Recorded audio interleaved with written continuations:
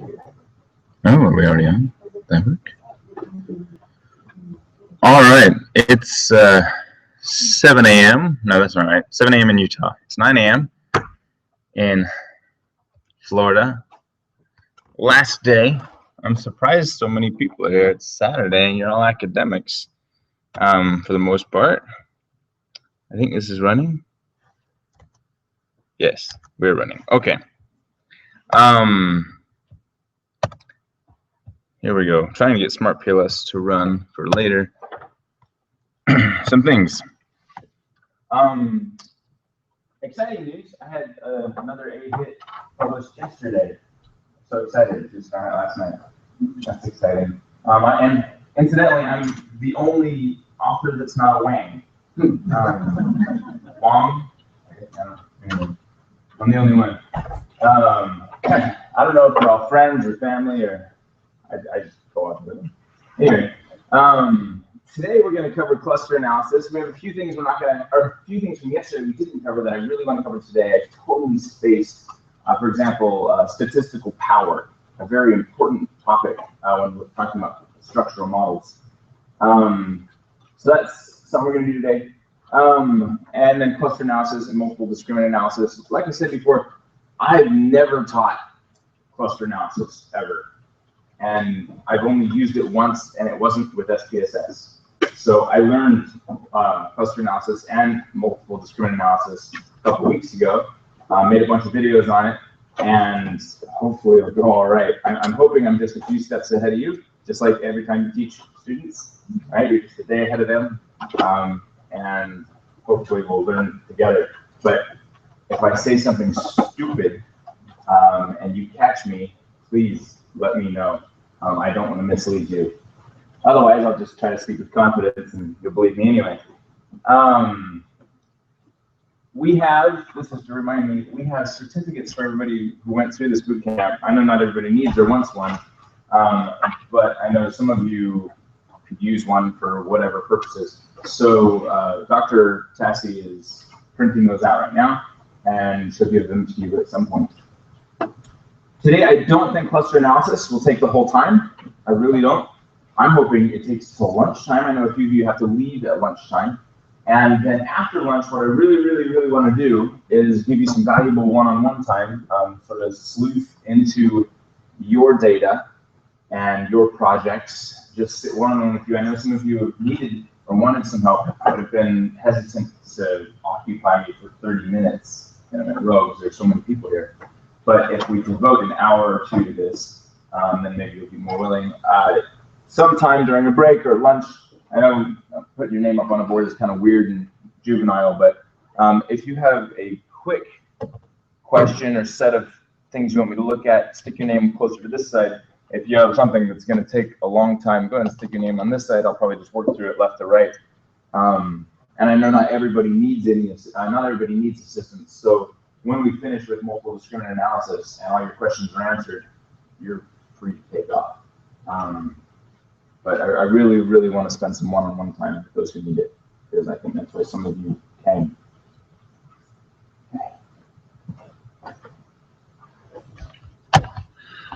Things I forgot from yesterday. Interactions with latent variables. In fact, just using a latent hybrid model. I went over that in like 30 seconds and then moved on to composite path models. And so I want to answer any questions you might have on that and maybe show you an example. What do you do with latent variables and multivariate normality tests like multicollinearity, heteroscedasticity, and linearity? We'll talk about that. And then statistical power. Like I said, that's such an important topic that I didn't even touch yesterday. So let's do those. I want to see if I'm waiting for a confirmation back from, nope, not that one. Confirmation back from Smart PLS. Here we go. They sent me a license. Excellent. That is a massive license. It's kind of funny, actually. The creators of Smart PLS. Here we go. Put my license key in here. There's Smart PLS 3 right now. Some of you may know. And yay, activated. the creators of Smart PLS, they saw that I made a bunch of Smart PLS videos, and I never told them I'd done this. They've been viewed tens of thousands, I don't know, maybe 100,000 times. And so when they created Smart PLS 3, Dr. Ringel, Christian Ringel, emailed me and said, hey, we like your videos, winky face. Here are some professional licenses for the new software, winky face. Enjoy. I haven't made those videos yet, but soon, I hope. This is the old version. I can't get the new version to work. I'm going to use this not because you're going to learn this, but this provides an easy way for me to demonstrate what you do with an interaction when you have latent factors. So here's a massive model. You can just ignore what it all means. But let's say I want to pop things out a bit. Let's see, hide show. Okay, let's say I want to create interaction. I want to moderate the effect of computer self-efficacy on trying new things. And my moderator is going to be perceived individual innovativeness with technology. So here's my moderator, here's my predictor, here's my dependent variable, just like an Amos. Looks a little different.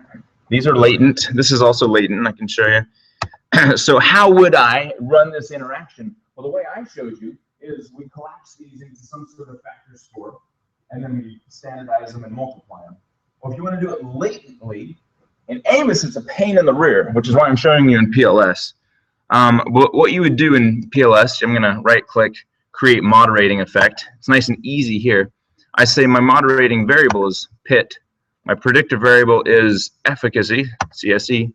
I want to standardize indicators before multiplying, finish. And what it's going to do is it's going to think for a sec. It created down here, way down here. My moderator collapsed. Why is it collapsed? You'll see.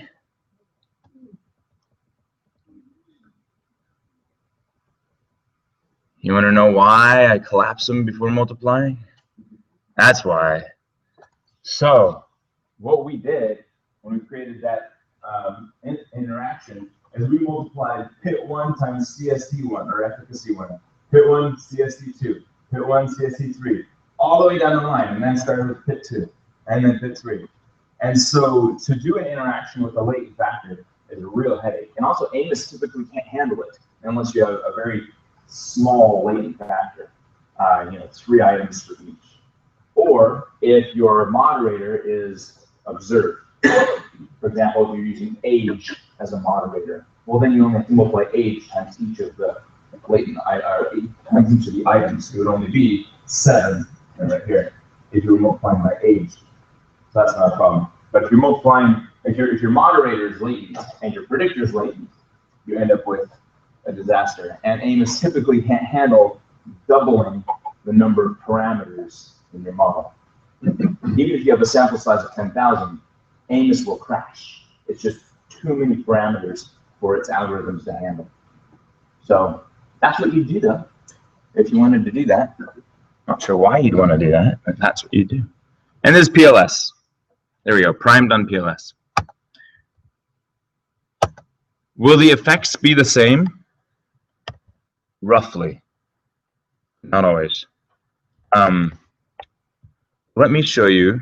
Let's go to Amos. I'm just going to show you here. You can follow along if you really want to, but I'm just going to show you.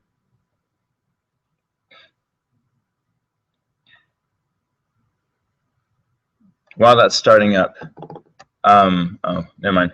Here we go. It started up. Oop. There we go. All right, so this is a path model, but what if we wanted to go from a measurement model like this to a path model? I showed you this yesterday, again, for like 30 seconds, and then I just moved right on, and it might have, I didn't repeat. Usually I repeat. Repetition is helpful. Let me move all this over, get it out of the way here. Let's say our theory is that usefulness and design fit predict skill acquisition. Our dependent variable now is skill acquisition. It is going to become endogenous. So I delete those covariances because you can't covary with an endogenous variable. Excuse me. I'm going to make it look pretty by rotating things around here and moving it over. You know how to do all this, so I'm not going to take time on that. And what you do is, just like in our path model, you just draw lines to the endogenous variable. This says, hey, you're constraining the variance to 1. You can't constrain the variance of a predicted variable because I want to predict its variance. You're constraining it, so let's remove that constraint. Okay. And then draw another line. Since we removed that constraint, we'll need to add a constraint to one of these paths. So let's do that. Just adding it to the top one. That's kind of arbitrary, isn't it? Adding it to the top one. Which one should we, statistically, which one would it be best to add it to? Yeah, the highest one. Exactly. So if I run this, let me proceed. Oh, I don't have an error term. It's going to fail. Let me show you. Oh, it didn't fail. Weird. It should have. I'm going to stick an error on our endogenous variable here. Name unobserved. Run it one more time. So looking at the standardized estimates, notice in the unstandardized, this one that I constrained to 1. Let me zoom in. This one that I constrained to 1 is 1 because I told it to be 1. But on standardized, it changes. What I would do if I wanted to do this the right way is I'd place the constraint on the strongest standardized loading, which in this case is actually the second line. Is that going to make any difference? 84, 87, 56, 61. 84, 87, 56, 61. And the answer is 84, 87, 56, 61. Nope, not really. But if you want to do it right, that's what it is. Yes. Is it better to add that on the one with the highest standard error rather than highest loading? I don't know. What's the logic behind that? But I mean, the standard error shows the one that can't predict. But I'm saying the one with the highest standard error, we basically minimize the error effect in the measurement model for that one. Oh, so you'd be deflating it a little bit, or tightening it. Yeah. But that'd be one strategic way to place the constraint, by placing on one of the highest standard error. Yeah. Yeah. Is it because the relationship to each other? And so placing the highest one is the relationship. It's already in the center. Yeah, essentially. So yeah. Does it matter? So it doesn't matter. In this case, it didn't matter at all. Not at all. But it's a fairly simple, 4-item that you factor. Had we had more items, maybe it would make a difference. I've never noticed it make a real difference. So, but there it is. Should you go through and change that constraint for every single one? No. Don't worry about it. Okay. Here it is. You interpret it the exact same way. Look at the path loadings. They look great. They're probably both significant. You can tell in the regression weights table. Here they are. Now there's a bunch more stuff in the regression weights table because it's taking into account all of the latent stuff too. All of this is latent. But these first two are our causal or structural paths. They are both significant. This one only at the 0.05 level. So that's how you do it. Now, how would you do a mediation? How would you do a moderation? The exact same way we did it for path analysis. For moderation, we have 2 groups. We already have it set up for moderation, actually. So those are set. Easy enough. For mediation, you can throw a mediator in here. It works the exact same way. You can run a bootstrap. You can run a Sobel test. It works the exact same way. It's just with a lot more parameters. So why wouldn't we just do it this way every time? Because this is more rigorous. This is going to be more accurate most of the time. Depends on sample size and error, really.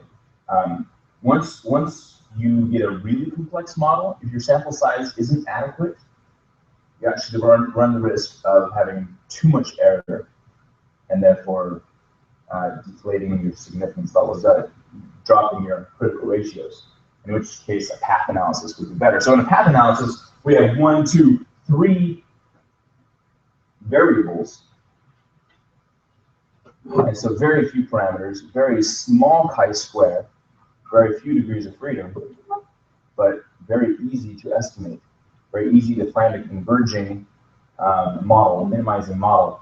In a full SEM, a hybrid model like this, we have a bajillion parameters, even in a simple model like this. If I go to the output and you look at number of distinct parameters, here we go, 58 parameters. Degrees of freedom, 98. That's in a path model, we would have we would have 3 potential degrees of freedom. That's it. This one we have 98. So we have 156 potential, I guess. So that artificially inflates the chi-square, and you might have more trouble getting good model fit. So, but again, it will be more accurate. Why? Because it assesses the error of individual indicators on the fly. So it assesses this error, whereas in a path model, we've collapsed all that. We took into account error the one time we did it, and the error is not estimated as accurately in a path model. Will the loadings differ? Let's find out. 36 and 20 with a 60 correlation. Let me look at the R square. Did we not calculate that? I think it was something like 21. Output, squared multiple correlation, run it, up arrow. This is for a male model, 26. Let me just capture this right here.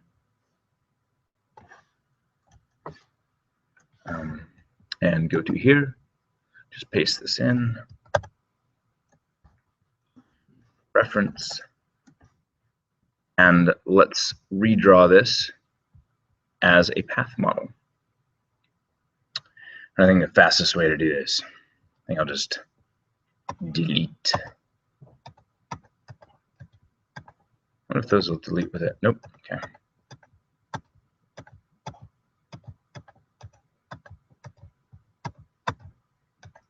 Wouldn't it be nice to be able to say Control A, delete? That'd be great.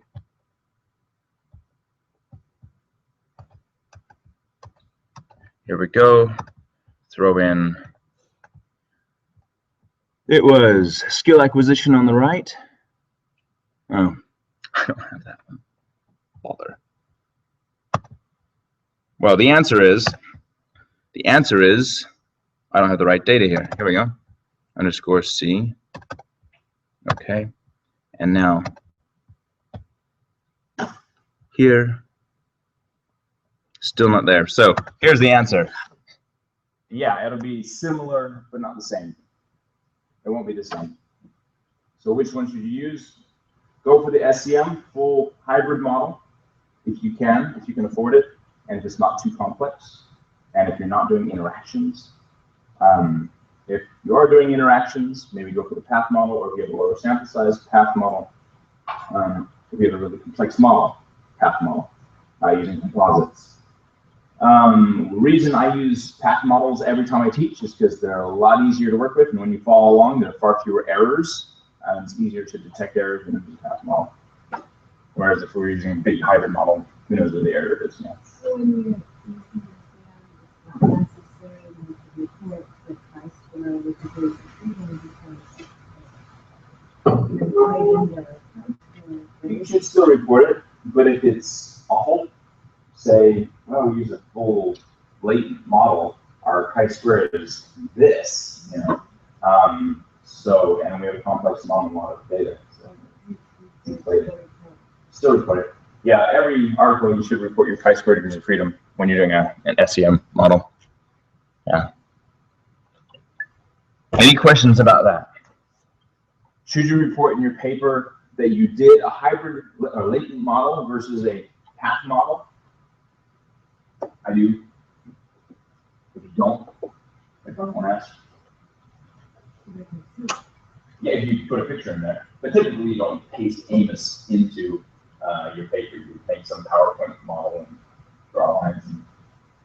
What if the hypothesis is rejected on one and not rejected on one? This happens, yeah. What if the hypothesis is rejected on SEM, full SEM, and is supported on fact model? That's a sticky situation. Question is, what are we contributing to knowledge? What would I do? Maybe report both. Say, hey, look what we found. These are different. The reason they're different? Probably because of a reduction in error. In that case, yeah, when it is supported in the path, but not in the full SEM, I would say it's probably due to a reduction in error going to the composite model, which means we have more, to some extent, more reliable estimates, in which case the supported hypothesis and path would be more reliable than the unsupported in SEM. That would be more reliable. In that case, yeah, if you have issues with power, which we talked about, yeah, so sample size issues or big error issues. Anything else on that? Something, let's see, you said, remind me, I want to show you something. If you have a model, let's just, yeah, no, here we go. Let's say you do want to copy your model from, let me run this, from Amos to a Word document. It is not intuitive how to do this. You would think you would select all and hit Control-C. That doesn't work. As far as I know. Maybe they changed it. Let me double check. Let me go to here, delete, paste. It works. Okay, they changed it. You can now do that. It pastes the whole canvas so you can crop it afterwards. The other way is to hit this little clipboard thingy, and then it'll copy it over. So that's how you do that. Okay. Power and latent variable. Okay, when you have a latent set of constructs, pretending now this was again the DV, those are the IVs. How do you run multicollinearity to see if these two are explaining overlapping variance in the dependent variable? Because you remember in SPSS, you have the opportunity to insert one DV and however many IVs, but you don't have one DV because this isn't a variable in your data set. These are. You don't have this. So how do you run multicollinearity on a latent model? Well, in Amos, you can't. You have to collapse this and then try SPSS. In other software, R, SAS, M+, I think, you can actually run it on the latent factor, but not in Amos. So that's how you do that. Same with heteroscedasticity, same with linearity. SPSS will only let you speak in a single dependent variable, and so you have to collapse it into the composite variable. Power, the last thing. I don't have any slides on. I do. They're hidden somewhere. I didn't include this in the presentations. I don't usually include it. Yeah.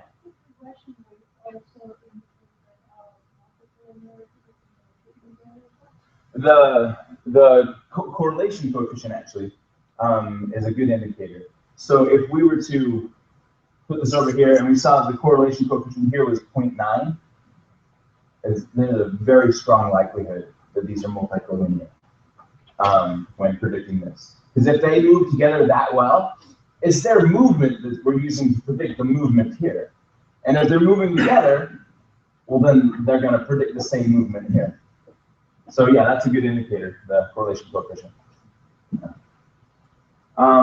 So I think I even did well, I recall reading somewhere.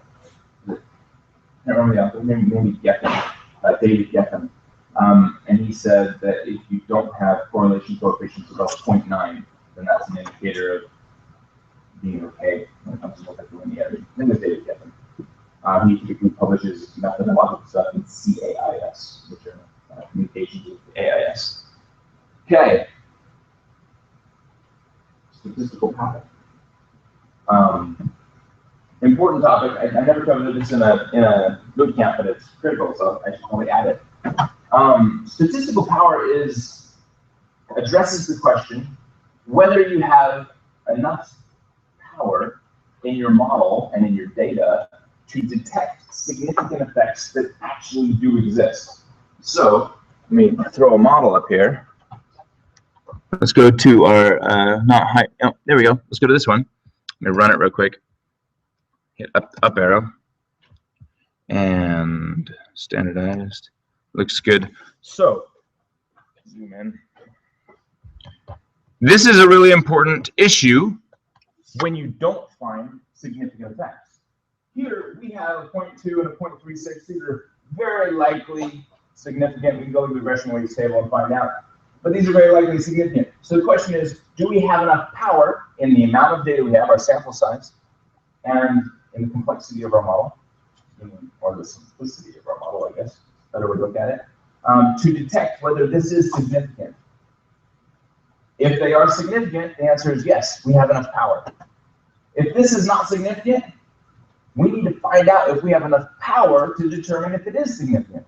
So if you run a model, let's say you have a grand theory, and it fails. You don't find significant effects. Does that mean you were wrong? Not necessarily. It might mean you don't have enough power to detect significant effects that really do exist. So how do you know? There's actually a calculator for that. Let's go to Sobel, no, not Sobel, Daniel Soper Power Calculator, Daniel Soper Statistical Power.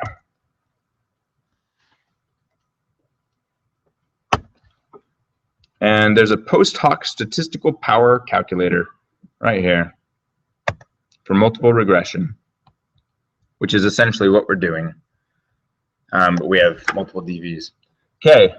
And so using this model, let me move this over, using this model right here, let me scoot over just a little bit more. Let's pretend this wasn't significant, this 0.20. Let's pretend that we had a p-value of 0.15 or something like that. And we want to find out, did we have enough power to detect that significant effect? In fact, we might see this in the female model because we have so little data. Let me go to the regression weights, go to estimates, and female. Here we go. Look at this. Oh, I love this. Okay. So from usefulness to skill acquisition, p-value of 0.06. Is that significant or not if we want a 95% confidence? So the question is, did we have enough power to detect whether that was significant at the 95% confidence level? Okay, so here's what we'll do. Number of predictors of the dependent variable. In this case, it's skill acquisition. We had 2 predictors. So we'll go over here, and in the number of predictors, we'll say 2. Observed R square. So back to the model. It was 26 for the female model. 0.26.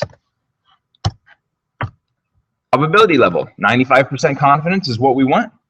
Sample size. For females, we have a sample size of, let's go to notes for the model. Is that the right place? Well, I can just see it over here. If we go to the data files, 91 is the female sample size. So here it's 91. You hit calculate, and it says actually you did have enough power. There is no significant effect. So this observed statistical power, 0.999. We're looking for a number above 0.8, 80%. And if it's above 80%, then it says, yeah, with that many predictors, that R square, that confidence level, and that sample size, you had enough power to detect whether something was significant at the 95% confidence level. If you didn't detect a significant effect at that level, that means it doesn't exist, most likely. So even if you added more sample size, you probably wouldn't observe a significant effect. This is really important when you have a failed hypothesis. When you theorize significant effect, you found no significant effect, you should go and at least look, especially when your p-values are borderline, like that one at 0.06, go do a power test, and hopefully you'll find that you didn't have enough power. And so you can say, look how close we are.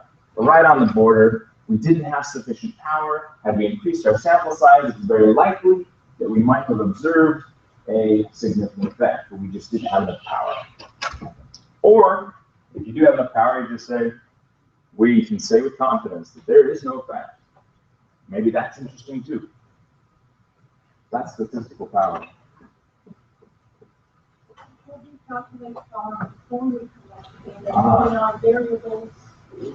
There are calculators for that, a priori power calculators.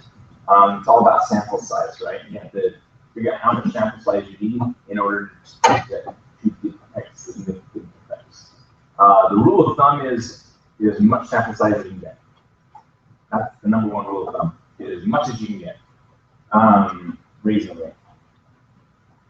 There are many formulas. There are basic formulas. Like the strict one is 20 times the number of variables, so the number of items in your survey. So if you're collecting a survey with 40 questions, which is fairly small, 20 times that, that's a lot. That's 800 data points. That's a lot. So that's a real strict one. There's a 10 times, and then there's also a 50 plus 8 times. So you have a minimum of 50 plus 8 times the number of items that you're collecting. So that's, I can't remember who published that one, but that's a standard, more liberal approach. And there's even a 5 times. That's the least, obviously, least strict. And it goes back also to how you design your survey. If you design a real clean and tight survey that people understand the questions that you're asking and know how to answer them accurately, so that you're minimizing error, because this is what this is all about. It's all about minimizing error. That's what power is. If you have sufficiently low error, you can detect significant effects. Because those are all about an increasing critical ratio. Sort of like yesterday. Sample size, as sample size increases, that should be n, I guess, n, error decreases, so critical ratios increase, so p-values decrease, and power, essentially, also power increases. Because you're reducing error. And that's what this is all about. So if you have a tight survey, you're automatically, you're reducing error without having to increase your sample size. So that's what it's all about. Try to decrease error whenever possible. Yeah, any other questions on power? Okay. Again, best time to think about this is when you have unsupported hypotheses. If all of our hypotheses are supported, do we need to do a power check? No. You obviously had enough power to detect significant effects because you detected significant effects. So you had enough power. You don't need to do a test for it. Okay, I think that's all the stuff from yesterday. All right, on to uncharted territory. Never taught this. This will be exciting. So cluster analysis. Who here has actually done a cluster analysis? Yay, keep it straight. Who here has done one in SPSS? Okay, all right. Okay, make sure I don't say anything too stupid. Like I said, I've never taught this before, and I just learned it a few weeks ago. This will be exciting, so maybe I'll learn with you. What is cluster analysis? You know how in a factor analysis, we find groupings of the columns in our data set, the groupings of the variables, of the items. Well, cluster analysis is just a 90-degree turn from that, and we're finding groupings of the rows in our data set. Essentially an EFA on its back.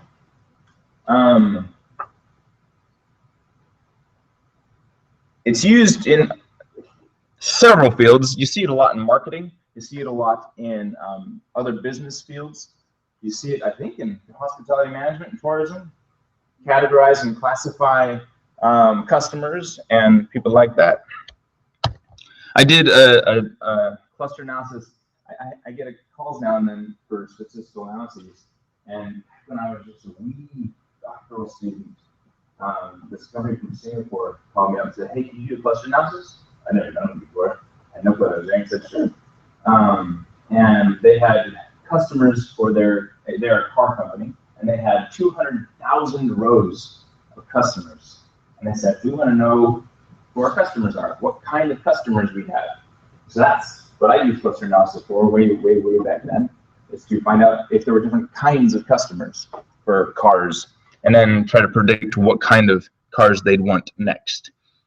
Why do you use cluster analysis? To simplify. Let's say you do have 200,000 rows of data. Well, it's kind of hard to make sense of 200,000 rows, but you could make sense of 17 different types of customers. That's a little easier. Identifying relationships. You can see how different subgroups, subpopulations in your sample are related to each other. And then taxonomy description. Think of like an ancestry tree. That is a form of cluster analysis. How is this family in the tree related to this family in the tree, and how are they related to another family or ancestor? Those are different reasons for clustering. Examples. We talked about what kind of customers do I have. That's a very common one. This is a fun one. I played with this. I have a slide on this, I think, next. What kind of majors are there? Where does hospitality fit in the classification of majors? Does it fit in the business school or somewhere else? Where does math fit? Does it fit in the engineering school or somewhere else? Same with CS. Information systems has this. I'm in information systems. We've had this identity crisis forever. Are we a technical degree or a business degree? We're both. So you'll find us in half of the schools, you find us in the business school, and half the schools you find us in the CS department, the engineering and math and computer science department. Incidentally, if you're in the business school, you make a lot more than in the CS department. So, anyway. And then here's another one. I did different software called latent clustering. You can find taxonomies. That's another reason to use cluster analysis. We had a bunch of data on the innovation strategies of companies during the .com bubble. And we tried to figure out which innovation strategies people use. So we created a taxonomy of innovation strategies, and then whether those led to success or failure in the .com bubble. Now, there are major issues with clustering. You can always, almost always, find clusters. It's considered atheoretical, I think, for that reason, because it's sort of descriptive. You're saying, here's my data, what can I find? That sounds like fishing, right? That's a little atheoretical. It's data-driven rather than theory-driven, typically. And you'll nearly always find clusters, even if there really aren't any. And it's fairly unstable. Although this, I don't think this is a good argument, but this is what some folks have said. The addition of a single data point could change cluster membership. And so it's sort of unstable. But you think of your factor analysis, you throw in one more item and it could change as well. And so I don't think that's a great argument. Let's do it. I want to do a cluster activity. Could I have like 15 of you come up here, or 20 of you right up here? I mean, we haven't done any hands-on interactive. I'm not going to hit you or hurt you. I need a few volunteers. And I'm going to have a holdout as well. I'm going to pick one of you at random-ish after this activity. I need several more of this. I'm clustering here. You need sample size. Lots of sample size to cluster. Okay. This is good. I'm going to try to identify my holdout. Let's see. All right. Okay. This is probably a good size. All right. So this is my data right here. These are my respondents, or my unit, I should say, my units of analysis. In this case, it's individuals. And we're going to cluster them. Clustering is a fun thing. It's an iterative activity, sort of like a factor analysis. So here's what you need to do. You have 5 seconds to cluster into what you think are possibly good subpopulations. You have 5 seconds. 4, 3, 2, 1, 0, stop. All right, this is pretty cool. So after one iteration, we have 1, 2, maybe 3 clusters. Definitely, you're definitely 3. Okay. All right, the closeness here is further than the closeness between you and him. And so is this a third cluster? I'm not sure. And if I had to name these clusters, well, I didn't create them. So why are you guys hanging out so far from these guys? What are you? Oh, that's a good question. What are you guys? Female. See, now, but they're female. Okay. And this was only the first iteration. You have 5 more seconds. 4, 3, 2, 1, 0. Stop.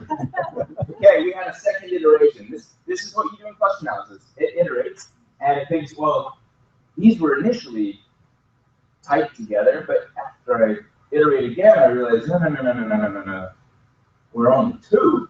Yeah, so I assume this is the female group, and this is the male group. Wow. I love this. Okay. Incidentally, gender is a terrible clustering variable. You know why? Because this happens. Do you know what these guys share in common with these guys? Tons of stuff. But gender is such a powerful binary variable, it automatically divides us. Okay, I'm gonna take gender out of the cluster analysis. You may no longer cluster on gender. This is the third iteration. You have 5 seconds. 4, 3, 2, 1, 0. Stop. Okay, we sort of have this. We sort of have this cluster of faculty and non-PhD students. We have Ralph, and we have, I assume, PhD students. That's cool. We're having some discriminant issues, though, right? Ralph doesn't have a home. No, we got to iterate first. We got to iterate. Okay, last iteration. You have 5 seconds. 4, 3. Ralph better find a home. 2, 1, 0. Oh, hey, this is different. Okay. Okay. So now we look at our data and we say we have 2 again, 2 clusters. This is the Rosen College, and this is non-Rosen College. SEM participants. SEM participants. Cool. Cool. 1 more iteration. Wait. Manuel. You all right? Come up here. All right. I'm going to throw some more data at you. You have 5 seconds. 4, 3, 2, 1, 0. I better iterate again, huh? 4, 3, 2. No, good. 1, 0. Oh, what a mess we have now. This is great. So when you throw more data at a cluster analysis, it has to start all over again. It just broke it. Yeah. And so look at this mess. We have 1 cluster, or maybe 2, or maybe actually 1, 2, 3. We're having heterogeneity issues, right? I'll let you cluster one more time. All right. 4, 3, 2, 1. This is the last one, I promise. 0. Okay, now we have, oh, look, this is great. Glasses. Okay. We have glasses / Rosen College. Nerds. She said it, huh? We have classy people, and we have khaki people. Awesome. Thank you guys for participating. But this is literally what happens in SPSS when you start clustering. It iterates and looks to see, well, these 2 are like that one, and that one's like these 3, and if we throw in another one, how does it change? And it iterates several times until we never reached this point, but there's something called a point of minimization, at which point iterating more makes no change. I could have iterated several more times. Had we not stuck Manuel in there and thrown things up a bit, things might not have changed at all, except maybe we would have gotten a little further apart, right? We would still had 2 clusters. That's called a point of minimization, where you're not changing anything even though you keep iterating. And that's what we look for oftentimes to validate the number of clusters we extract. We'll show that in a bit. And we are going to get into the software. I just want to cover a few more conceptual things. Okay, we're good. Things to consider. These are two pictures of cluster analysis. Oftentimes we picture cluster analysis as a scatter plot colored with circles around it. Parsimony versus heterogeneity. We want to explain as much as possible with as little as possible. But there's a trade-off when you're trying to do that, trying to achieve parsimony. Excuse me, if we only have 4 clusters, very parsimonious, right? But also not very heterogeneous. These are very overlapping. How is blue its own thing? It's sort of in the middle of everything. So we sacrifice heterogeneity for parsimony. Now we could erase all these circles and colors and say, oh, here's one, here's one, here's one, make 12 of these circles, 12 clusters. And then we have great heterogeneity, but not much parsimony. So things to consider. Do you want 3 clusters or 10 clusters? Do you want 5? A lot of it depends on the type of data you're working with. When they sent me the car data with the customers, they had 200,000 rows. They wanted more than 3 types of customers. They wanted at least a dozen types of customers. But with other stuff like the innovation strategies of companies, we only wanted 3 different types of innovation strategies because it's hard to theorize about 5 or 6 or even find differences between more than about 5 clusters in some cases. Face validity, another really important thing. Like I said before, you can always cluster. You always find clusters, but do they make sense? Remember up here, some people didn't even know why they belonged to a certain group. It was hard to determine a name for that group. Luckily, the khaki group figured it out. They had khakis on. I have a question about how you determine the number of the clusters, because I did cluster analysis. I came up with 3 groups. I had it for 4 groups, and in one of the groups I had about 8%, which is usually very small. Yeah. So I wanted to use this result as justification, but I was told that I should use other methods to justify why I have 3 groups. Okay, we will do a lot of justification of the number of groups. I have another slide on it as well, but we're going to do it in the software. So the main question is, how do we determine what is the right number? So we will do that over and over and over again. So I promise I will get to that. Another consideration is convergence. Are they tight? Probably not good examples here. You want, like in the groups we had over here, there was one big blob group at one point. Is it a tight group? Are they close to each other, meaning they're highly similar, or are they loose? In a factor analysis, you could look at this in terms of convergent validity, right? Are the loadings really high, or are they kind of disparate? 0.4 here, and 0.9 there, and 0.3 here. You want them convergent, tightly bound. Discriminants, we talked about that, is just another way to say heterogeneity. Variable inclusion. Oh, this is an important one. So when you create a cluster analysis, what you're saying is, here are 5 variables.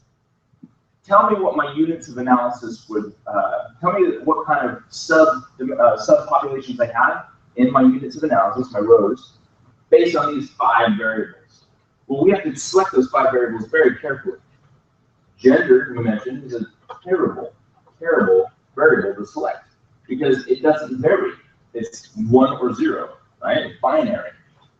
So that's a bad one, especially if you want more than 2 clusters. So variable inclusion, do your variables vary enough to have variance between clusters? I think this is the last slide before we jump into it. Sample size, this gets also at your question a little bit. What is an appropriate sample size? This gets back to power. And also the reasons for which you use cluster analysis. Very infrequently would you publish the results of a cluster analysis, and that's the final conclusion of your paper. Usually, you do a cluster analysis and follow it up with something more meaningful. Cluster analysis is theoretical, it's descriptive. You're finding groups, but then you use those groups for something. And since you're using those groups for something, there has to be enough in each of those groups to actually do something statistically. I can't remember, is it Fisher or Pearson or whoever, one of those ancient gods of statistics, said 30 is sort of this magical number where you can reduce error sufficiently in order to detect a significant effect in a single linear regression or in a t-test. Each group would need to have 30. So a bare minimum would be 30 in a group. Now, if you have 100,000 units of units and you only have 5% in one group, that's still way more than 30, so you're good to go.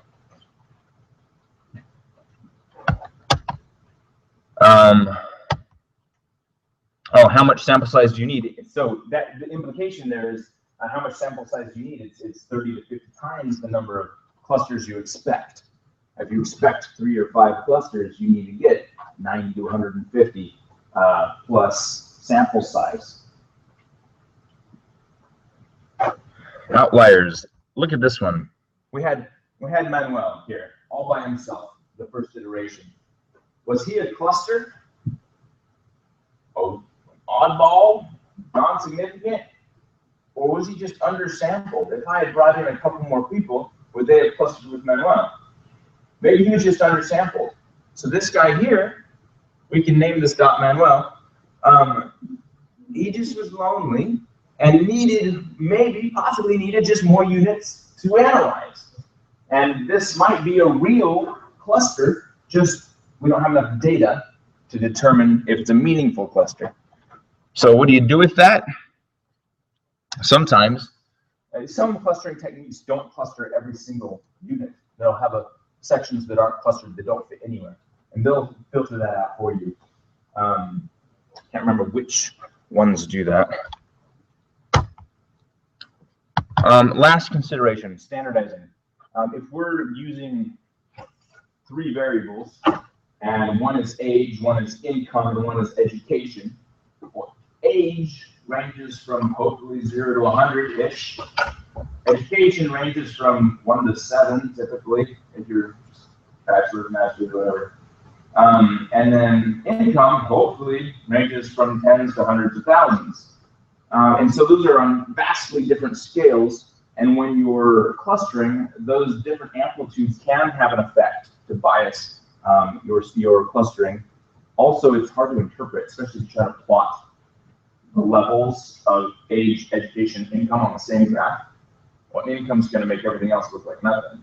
And so it's good to standardize everything before you cluster.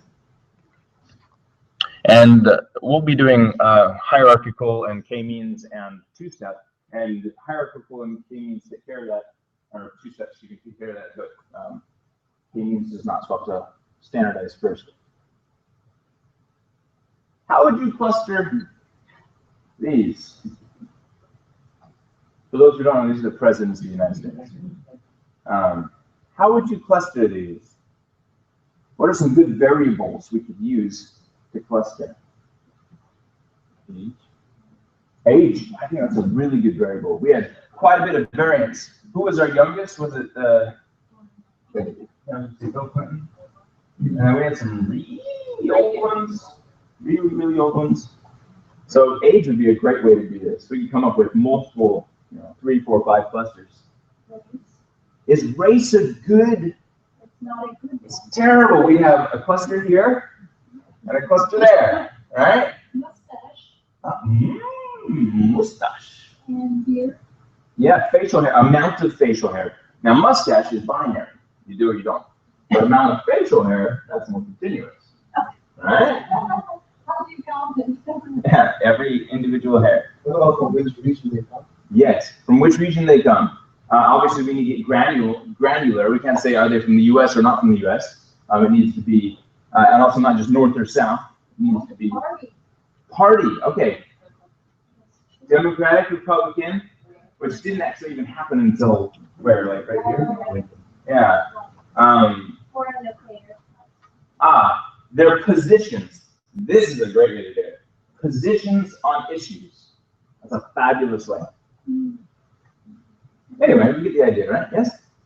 How about something that, like I know that U.S. presidents are disproportionately left-handed. Yeah, not weird. And so, Got something to prove, I guess. like, but would you necessarily cluster them that way? Because Binary. It would. It's just binary. Shoe size. Yes. Yes. Beard length. So think more continuous. Think more values than 2 would be nice. Think non-discrete. Not categorical. Is a good way to do this. Yeah, you can do personal wealth. Now I keep saying don't do categorical, don't do gender. You can actually use gender if you force your cluster analysis to have more than 2. And most of these techniques you can force it to have more than 2 clusters. And so you could say, well, I want to know who are the males with high education with 10 kids, hopefully not 5 kids, and the females with high education with less kids, and then the males with less education, and you could have multiple groups with males in them. We did that here. Recall we had several groups with males during several iterations. This is what we're going to go through. I don't know how much I'm going to say here. We're gonna do it and talk about it as we go. I just briefly. Hierarchical. There are 2 categories, 2 clusters of clustering. One is hierarchical, one is non-hierarchical. And hierarchical, it produces dendrograms, ancestry trees, kinds of things. Very cool. You can see variable numbers of clusters. You're not just producing 2 clusters. You're producing 2 and 3 and 4 and 5 and 6. It depends on how you look at it.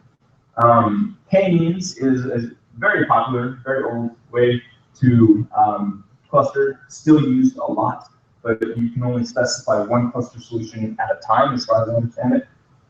And then 2-step is actually both hierarchical and non-hierarchical. That's why it's called 2-step, because it does one and then the other. And supposedly it avoids the limitations of hierarchical and non-hierarchical while exploiting their benefits. At least that's what Joe Hare says. And you can specify whether a variable is continuous or categorical in the cluster analysis. Oh, and my favorite part, actually, it allows for evaluation fields. So you're using 5 different variables to cluster your units of analysis, but you want to know, let's say we're using various characteristics for our customers. Well, we also want to know what is their income. We don't want to cluster based on their income. We just want to know what it is based on their cluster. So for this cluster, what's their income? For this cluster, what's their income? We're not going to cluster based on income. We'll be able to evaluate income based on cluster. Pretty cool. I like 2-step. Okay, so we're going to produce this. This is what I came up with the other day. Just hold this, and this is just making things up. I think I stuck hospitality management in here. Here it is. Did I get it right, roughly? Maybe close to business strategy, organization behavior, business admin. It's closer to these than to these, and closer to these than to these, but closer to these than to these. You're right. Those should maybe come over here. Ethics and philosophy are very close. Sort of like, I iterated actually as I was doing this. I iterated several times and came up with this. It's not perfect, but that's one thing you can do with hierarchical. And the idea is that distance matters to some extent. You can actually flip these, but this branch here is theoretically closer to this branch than it is to this branch. So you can, and you can see multiple clusters. Do we have 1, 2, 3, 4 clusters, or do we have 1, 2 clusters? All of this and then all of this. There are multiple ways to cluster this. I can't wait to work with this data. It's fun data. I collected a bunch of restaurant data. It's just available online. All the sodium and fat and fiber and protein and calories and saturated fat and trans fat for all the burgers and sandwiches in restaurants. You'll never eat a burger again. And so we're gonna use this data for cluster analysis. But anyway, this is a real example with real data. There are different methods. We'll talk about this as we do it. But I left these slides in so you'd have them. Here's an example of validating k-means. We're going to do this. We're going to do this. We're going to do 2-step is way awesome. We're going to do that. FYI, FYI. We're just going to jump into this, and then we'll get into validation. So Let's do it. Go to the Dropbox folder and pull down the burgers data. Excuse me.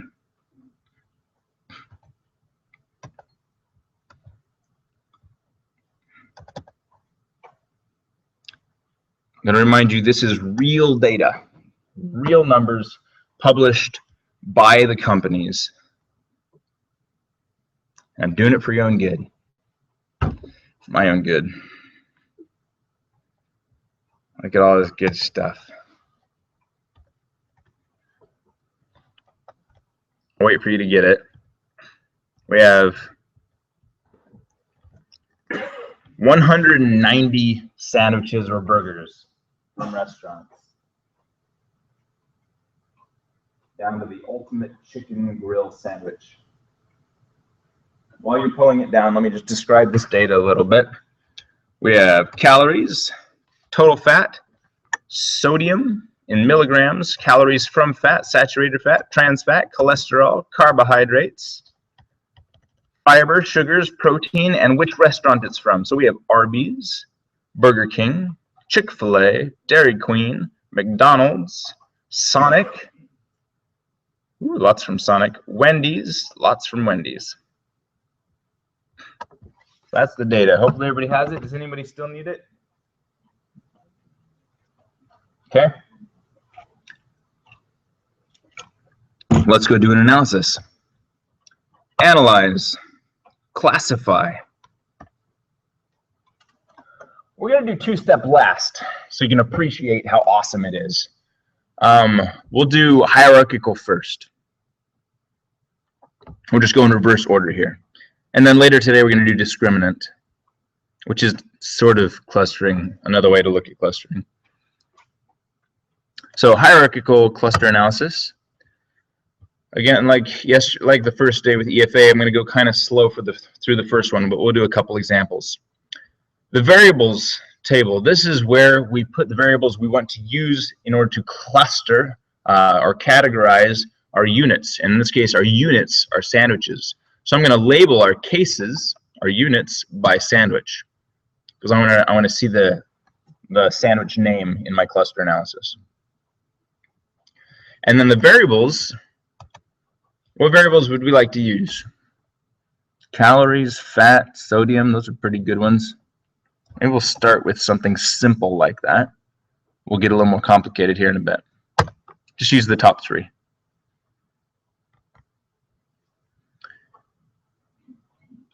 You know, if we're doing every sandwich, we should do this by restaurant. Excuse me. Instead of labeling cases by sandwich, since we're doing every single sandwich, let's label it by restaurant. That'll make things a little cleaner. Sorry about that. Here we go. In the statistics button, we would like to see the agglomeration schedule. It's another fun word. Proximity matrix, I'm not going to produce that, but it's really cool what it does. So the clustering all works on distances. A proximity matrix is just a distance matrix inverted. And that's also what evolutionary methods work with. The biological sciences, they use a proximity matrix or distance matrix in order to find clusters in DNA and in ancestry trees. And so you can take the proximity matrix produced by the hierarchical cluster analysis, stick it into a gene matching software like Mega. Mega is a really good free open source, I don't know if it's open source, it's a big free package. And you can create really pretty ancestry trees and round ones and branched ones, and it's real cool. But we're not going to do that. And so hit continue. Under plots, you want a dendrogram. That's that ancestry tree, phylogenetic tree. Icicle. Does anyone here know how to interpret an icicle diagram? I haven't figured it out, and I've looked. All right, maybe I'll keep looking. But for now, we don't need an icicle diagram. Continue. The method. All right, there may be some arguments here. There are a lot of methods you can use, and different fields tend to favor different methods, as far as I understand it. Some of the more popular ones, Wards has been a popular one for a long time. What it does is it produces relatively equal clusters. Now this creates an artificialness to some of the clusters because it's trying to fit things into groups that maybe where they don't belong, trying to make everything equal. So there are some issues with Wards. Centroid is one of my favorites at this point. Nearest neighbor is what I used for my dissertation when I was doing organizational genetics. I'm going to use centering for today. These will come up with different results for the most part. So which one should you use? I'd read chapter 9 of the Hare book and find out which method matches your data and theory best. But I'm going to use centroid. It's a good, fair, convergence-based, tightness-based method. When you're using centroid, the literature says you should use the squared Euclidean distance. That is the most appropriate when doing centroid. Again, though, this depends on your data, so you'd have to look into that. Another popular one is Euclidean distance and Pearson correlation. Maybe, I'm not sure about that one actually, but Euclidean distance is fairly popular. So squared Euclidean distance. Standardize. So we're using calories, fat, and sodium. Sodium's going to be on the thousands scale. Fat's going to be on the tens scale. And calories will be on the hundreds to thousands scale.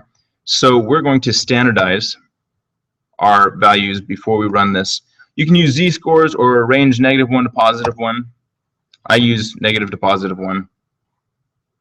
Are we going to transform anything? No.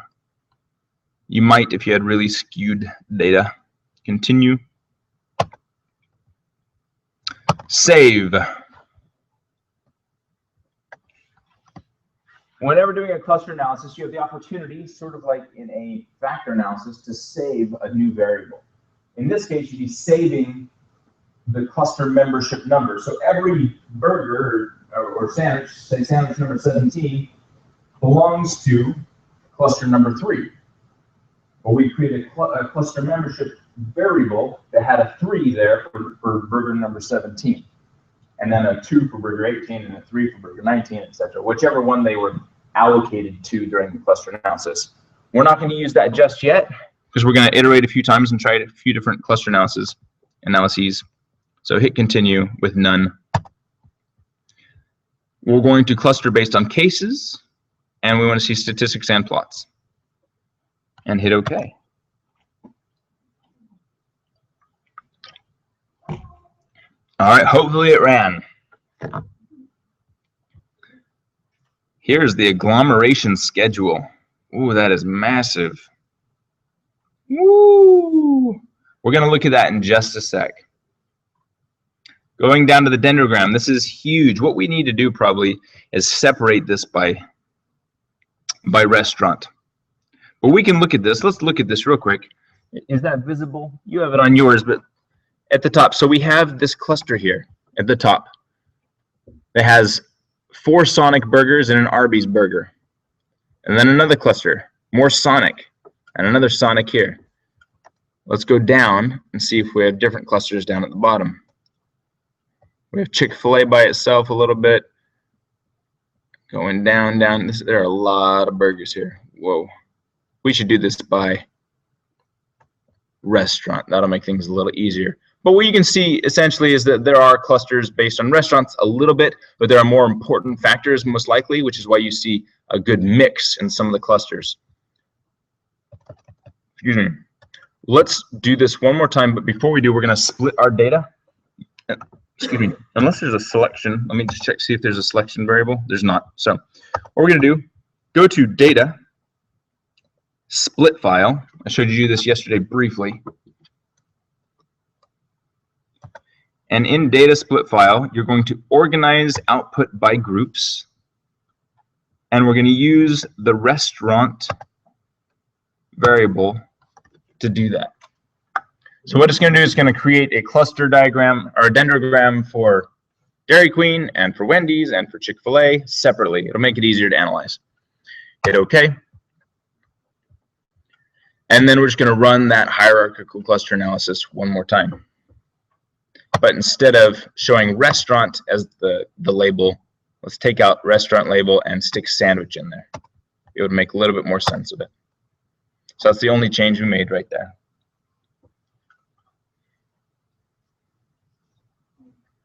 And then you run it, and it's going to produce a whole ton of stuff.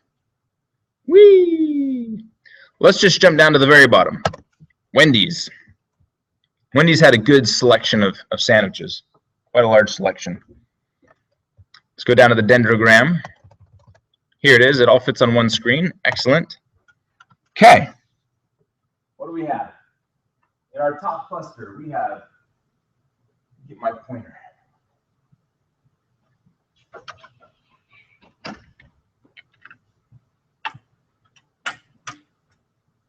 We have Racks, Kids Burger, so probably kind of small, a Junior Burger, another Kids Burger, a Junior Burger, another wrap, a Junior Burger, and a chicken sandwich.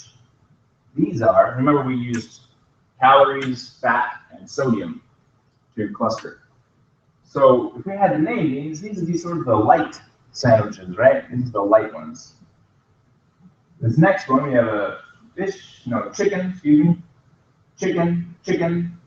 a junior, another smaller one that has bacon, a double, getting a little bigger, and another chicken. So these are slightly heavier, but still they're chicken. I mean, they're not going to be that bad. Get a little further down here, we've got the Asiago Ranch Club with Ultimate Chicken Grill. That is a mouthful. Heavier chicken, quarter pounder. So this is getting a little heavier. And then we get down here, we get the good stuff, right? Super heavy sandwiches of chicken, and then the son of Baconator, and the half pounder. And then there's even another cluster. The last one is its own cluster. Turns out you might not have noticed, but there are actually two clusters here. One here and one here has one burger in it. The 3/4 pounder triple burger, the death burger, right? This thing's gonna kill you. And it's in a class of its own. And remember, we clustered based on sodium, fat, and calories. That thing is a monster. And it is so unique in its ability to kill you that it's in its own family, its own cluster. So now we can make sense of our sandwiches. Pretty cool, eh? You can imagine these are customers or students or whoever, right? Companies. Neat. Let's do some more. Is there a reason why you organize it by the, I guess, the ability to kill you? So yes. The question is, why did it organize it by its ability to kill you? We went from light to heavy, right?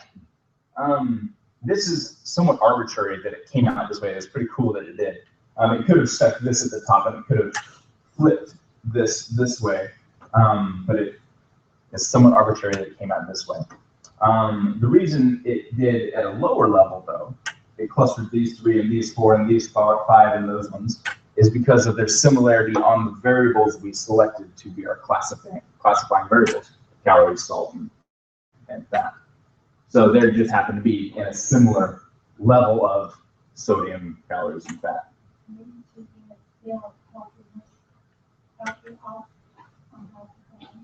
Again, it's fairly arbitrary.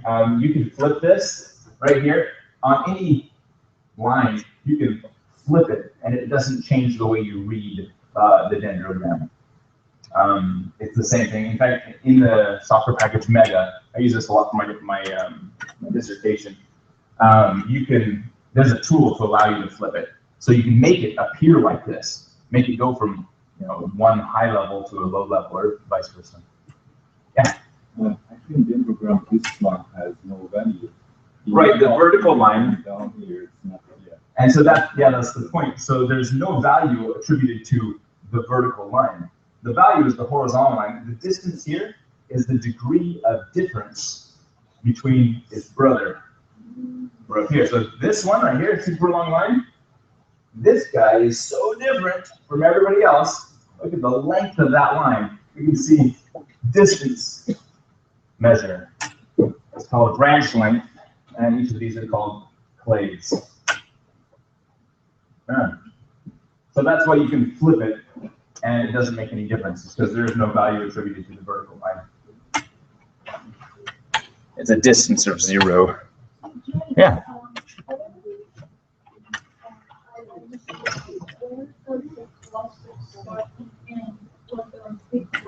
Sure. Where does the cluster start and end? Is this the cluster right here? Or is this the cluster? Or is it this? That's the beauty of hierarchical cluster analysis. It comes up with multiple solutions for you depending on how you look at it. And so what we do is we look at face validity, and there's a statistical approach. But you can look at face validity and say, well, does this one make sense by itself? Or should it really be combined with this one? Right? Do these each make unique clusters on the face value? Or are they really part of the same larger family here? And so I'll show you a way to actually statistically look at that. There we go. If you go back up to the, just right above this, you have the agglomeration schedule. I want to show you something super cool that I didn't learn about SPSS until last week, or the week before, I guess, when I was playing with this. You can double click a table and then highlight values, right click them, and create a graph out of them. Oh yeah, I heard that. This gets pretty exciting. And if you create a line graph, it automatically, on the fly, creates a line graph for you for the agglomeration schedule. This is cool. Now this is like a scree plot, right? You've seen a scree plot before. Except you read it backwards. We had 24 or 25 birds. We had 24 sandwiches. There's 24 sandwiches we were considering. So we could have 24 clusters where every sandwich is its own cluster. But we're trying to increase heterogeneity. And so that's not a really great way to do it. Trying to maximize parsimony while maximizing heterogeneity. And so reading backwards, if we have one cluster, we have perfect heterogeneity because all of them are different from nothing. If we split it into 2 clusters, it drops. We have great heterogeneity, but there's probably more going on. If we split it to, right there, I guess on the 23, 3 clusters, we still have pretty decent heterogeneity. Split it to 4 clusters, that's about as far as we want to go. Any additional clustering that happens is adding almost no value. Let's go back to the chart or the graph and show. So we look at 1, 2, 3, and 4 clusters. Let's go down. So 1 cluster is all of them, obviously. 2 clusters would be, oh, I need to scroll down a little bit. Too far. Come on. There we go. 2 clusters would be the 1 burger to rule them all and everything else. 3 clusters would be the 1 burger, and then this branch right here, and this branch right here. That's 3 clusters. Pretty good way to cluster. 4 clusters. The 1, the 2, and possibly the 3, the 4, or the 3, the 4. We'd probably gain a little more value if we said 1, 2, 3, 4, 5 we go look at that again up at the agglomeration schedule. So what the agglomeration schedule gives you is a more statistical approach at identifying where to cut the clustering. Maybe a bit, better example, if you go to Chick-fil-A, jump up to Chick-fil-A. Fewer burgers, easier to read the agglomeration schedule. I'm going to double click the agglomeration schedule, highlight it, right click it, create graph, line graph.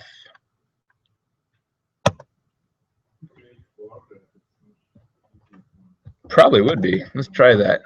Let's create a bar graph.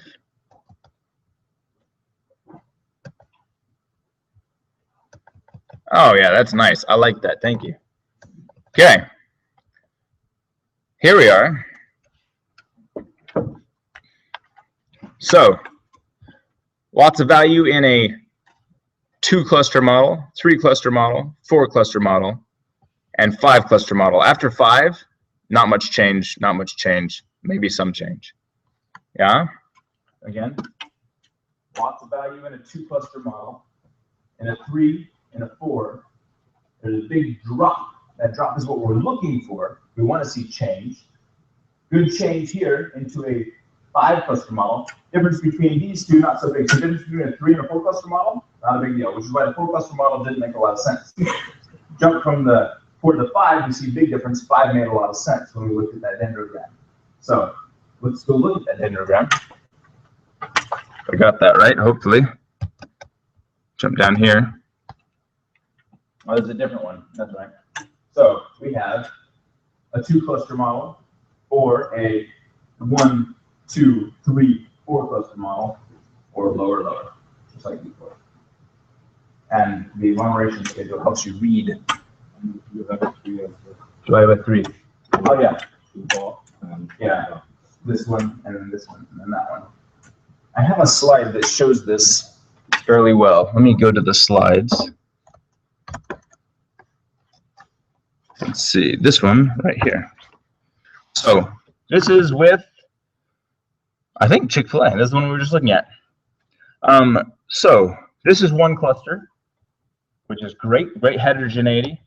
2 clusters, you see a big drop, which is good. We're looking for differences. 3, there's a big drop. 4, not much difference. 5, there's a big drop. After 5, we lose some value. And the way we would do that is the 2-cluster solution, the 3-cluster solution, or sub of these. I don't have more circles to draw, but or the sub 1, 2, 3, 4, or 4 or 5. But this is not the 3. This is, I mean, 3 is off mark. The one over there. This is for 4. Oh, this is a 4? Because you should at the same level. Yeah. 1, 2, So 3, those 4. Those 2 you have is 1. And the below one should be I see what you're saying. These 2 should be 1 because of where this line is. 1, 2, 3. Yeah, that is correct. Good. Did that make sense? One more time. I've drawn this wrong. Let me remove these circles.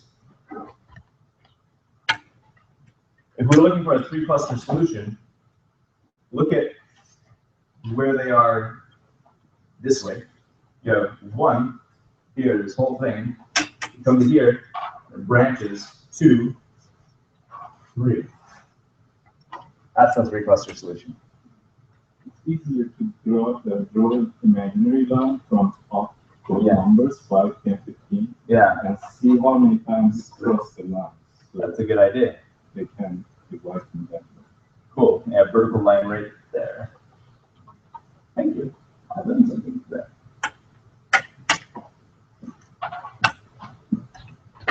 And that is hierarchical. That thing doesn't want to stay up.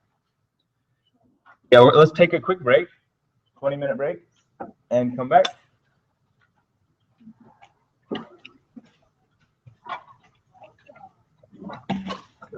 Right. Yeah, I just had a question with the high level conceptual level. But how would you classify the difference between structural equation modeling and hierarchical linear modeling? You know, I've never done HLM, Never done that. so I have no idea. No idea. It seems to me it's about the same, except in hierarchy, you set up nestings, Mhm. you know, like you're looking at the institution, the university, Right. college, Multi-level. majors, or, Yeah. you know, something like that. But it looks very similar, Does it? except for Okay. the hierarchy. Yeah, I've never dealt with But it. I've never gotten into all the details of it. I'm just like, nope, I have no idea. Well, it's off the green, right? It is, it's off the green. It's not That's as off the a green. great analysis. It's out of my little aerating hole. You got a pretty big area. The big hole.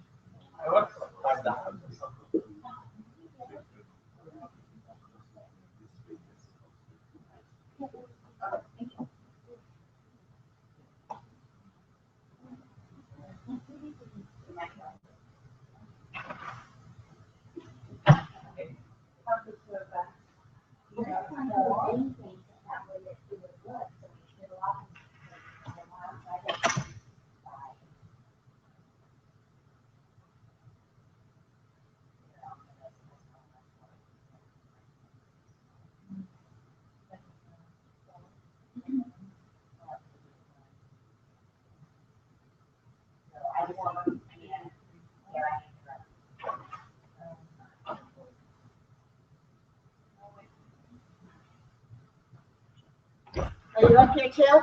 Yep. What are you gonna do?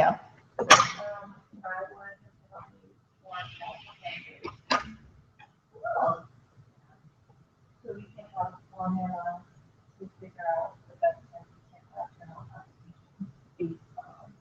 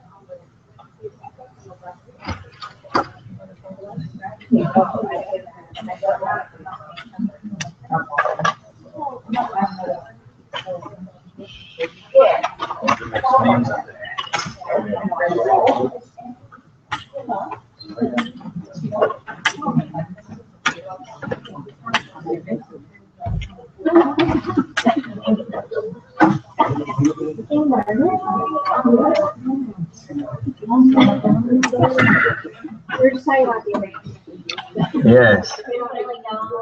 That's why I just put it on a spectrum. I don't want to put quick, I don't want to put it in a table. Yeah.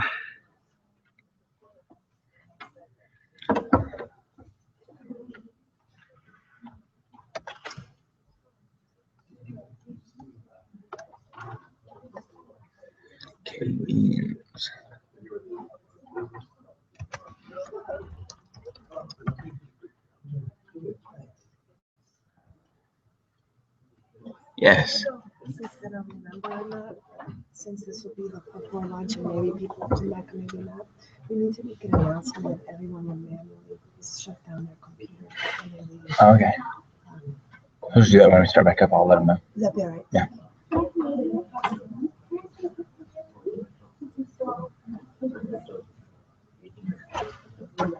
That's fine. Is it 5,000 for the case or 5,000 for the case? 5,000 for the case and a minimum of 1,000 on the teacher. Yeah, I have That's a good discussion questions in there. yeah. Okay, good. Just a little thought. Some readings. You put it here with what you recommended reading. Oh, these are my references. Oh, okay. Should there be another section for recommendations? No, they should all be recommended reading. Oh. You're telling the students that build that based on that, or you can maybe put a sentence like you need to read these. I was going to say, Yeah, because you're telling students if they're different. Usually mine are the same. Is the teaching note just for the instructor? Yeah. So they cannot, they cannot want No one else should. Okay. All right, thank you.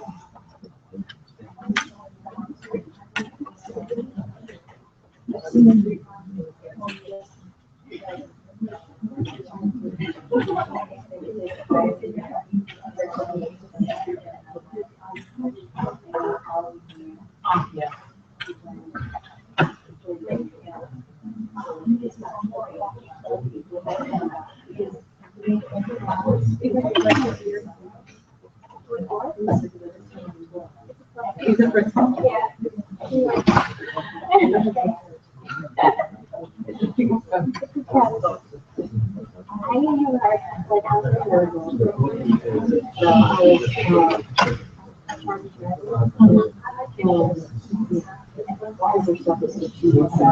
I just picked up a pair. I was like, I don't want to go that every day. Oh, I guess so.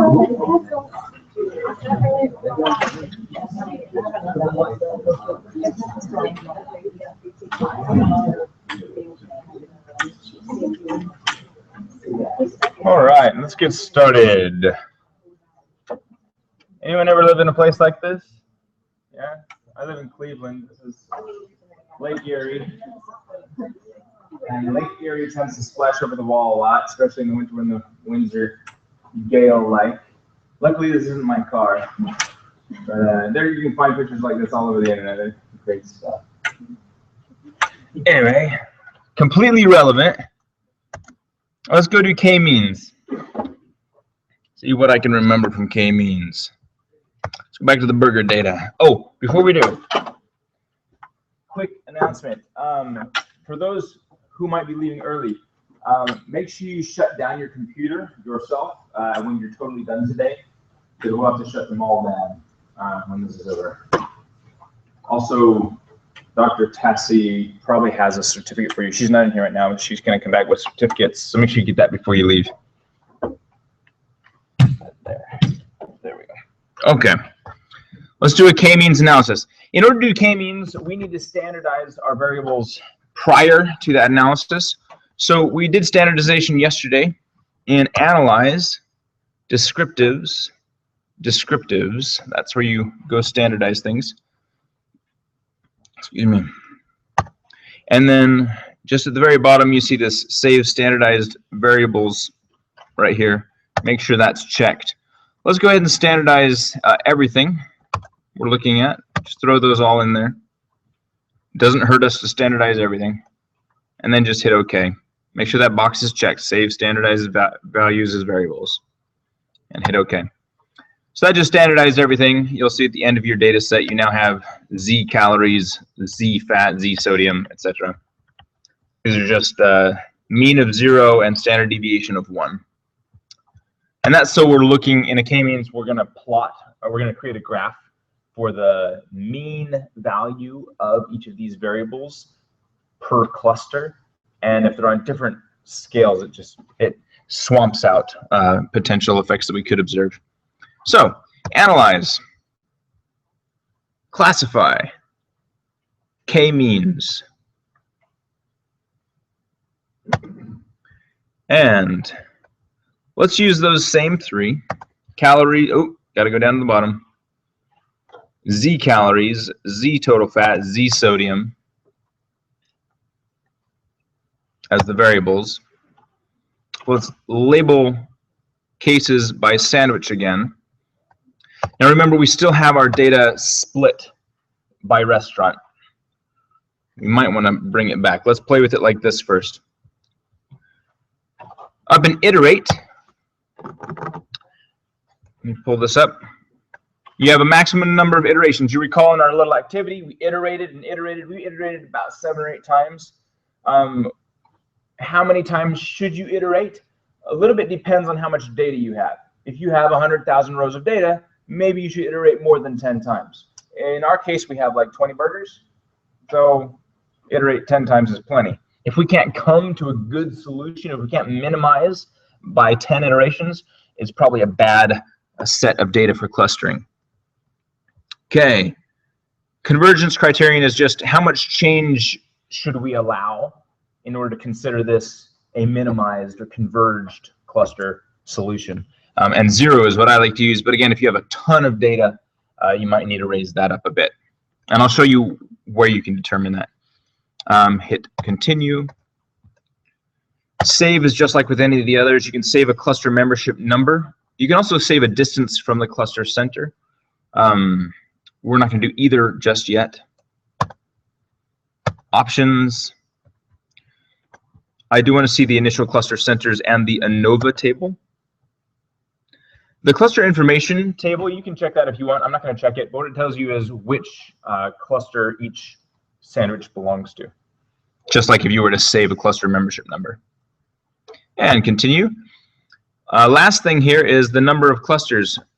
In the slides I said you can only specify a single cluster solution at a time, whereas in hierarchical you can observe multiple at a time. In two-step you'll see we can actually say give me something between 2 and 5, or give me up to a maximum of 20. Here we can only specify 1 at a time. Let's specify 3 to start and see what that gives us. 2 is kind of stupid. 2, it'll just give you the highs and the lows. 3, it'll give you a high, medium, low, which is useful. 4, you'll start getting some. It'll start getting difficult to determine differences, again, depending on your data. And hit OK. Well, let me explain this real quick. You can read cluster centers from a previous analysis or from an aggregation analysis. We're not going to do this, but you can read those and then compare them to the cluster centers it produces during the k-means analysis in order to determine if your clustering solution is stable. But we're going to do that. And if that didn't make sense, don't worry. We're not even going to do it. There are videos for that, though, online if you'd like. Hit OK. Here's what it comes up with. Again, we are split right now by restaurant. So the first one the one at the very bottom is where I'm at, I guess, is Wendy's. So if I go click on Wendy's, we have several things to look at. Let's go here first. Okay. The initial cluster centers, so the averages before iterating. Iteration history. Here we said give us a three cluster solution. So we have 1, 2, 3 clusters. What are the changes in these clusters as we iterate? You recall over here there was a bunch of changes each time we iterated. So look at this, cluster 3 never changes. Cluster 3 is the same every single time we iterate. Never changes. It'd be like if the khaki group just stayed there and didn't move. Nobody wanted to be in it. Okay. Notice cluster 1 and 2 changed a ton in the first iteration, and a little bit more, and a little bit more, and a little bit more, and then in the 5th iteration, they didn't change anymore. And since we specified our minimum for convergence at 0, and it stops there, it says, well, we're not changing any after our 5th iteration, so why do anymore? We're done. So this is one way to determine if this is a good number of clusters. I said, well, a stable number of clusters. Were they changing after this many iterations? If they were still changing down at 10 iterations, which we'll see with a few other cluster solutions, then that's not a very stable set of clusters. It's not a good number, probably. It represents lack of heterogeneity. Scroll down. Final cluster centers. This is what are the means. In fact, before I go over there, double click it, highlight the data, right click it, and create a bar graph. Just like we did with the other one. What this is it says, let me scroll down a little bit. I'll just go for the whole thing.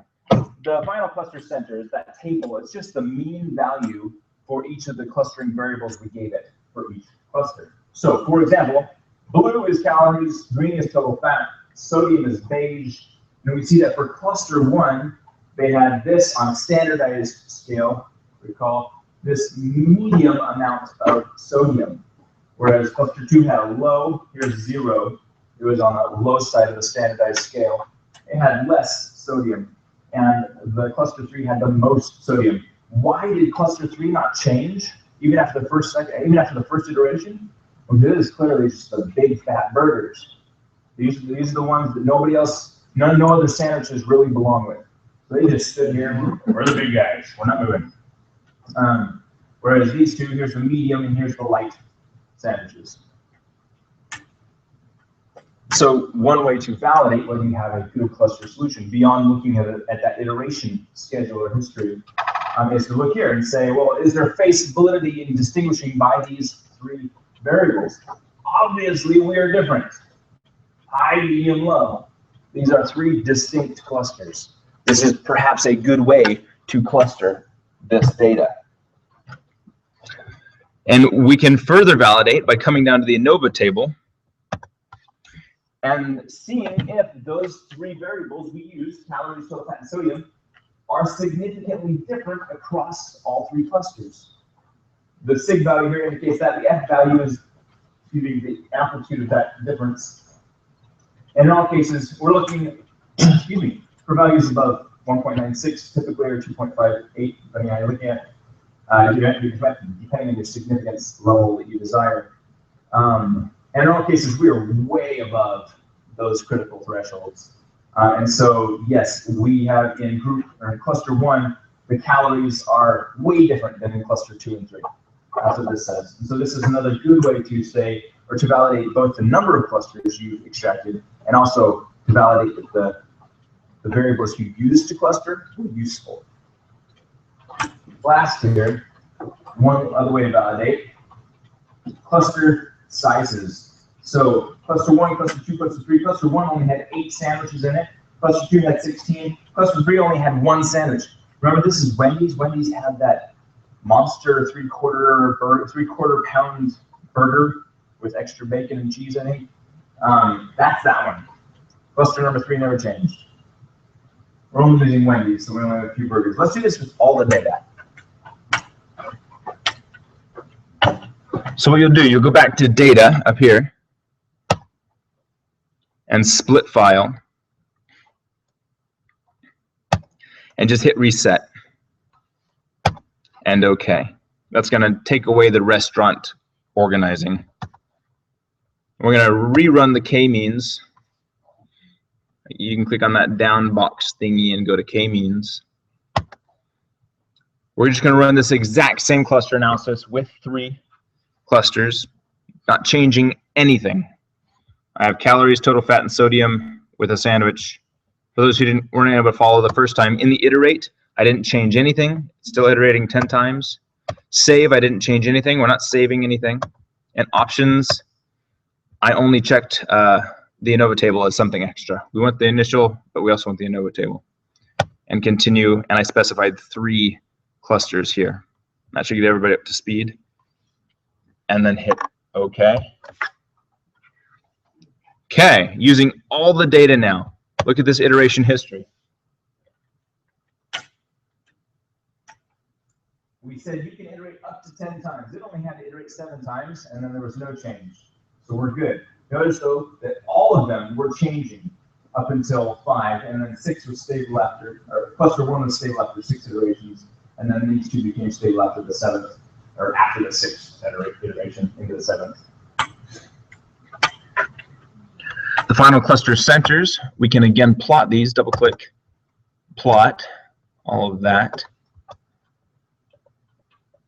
on a bar. We have very clear, again, the big fat burgers with super nice wraps and chicken, lean chicken sandwiches, and then something in the middle. Clear differences, and we'll see those clear differences represented in the ANOVA table again.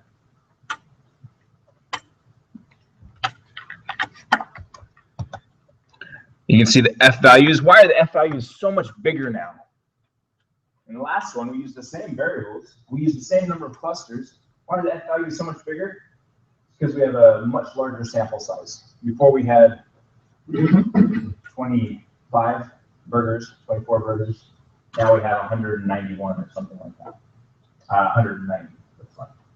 So, see, p-values are significant. These are significantly different between groups. We can look at the numbers in each cluster. These are really well represented clusters. This is a good solution. You can see our smallest cluster is 44 sandwiches. So that's a great size.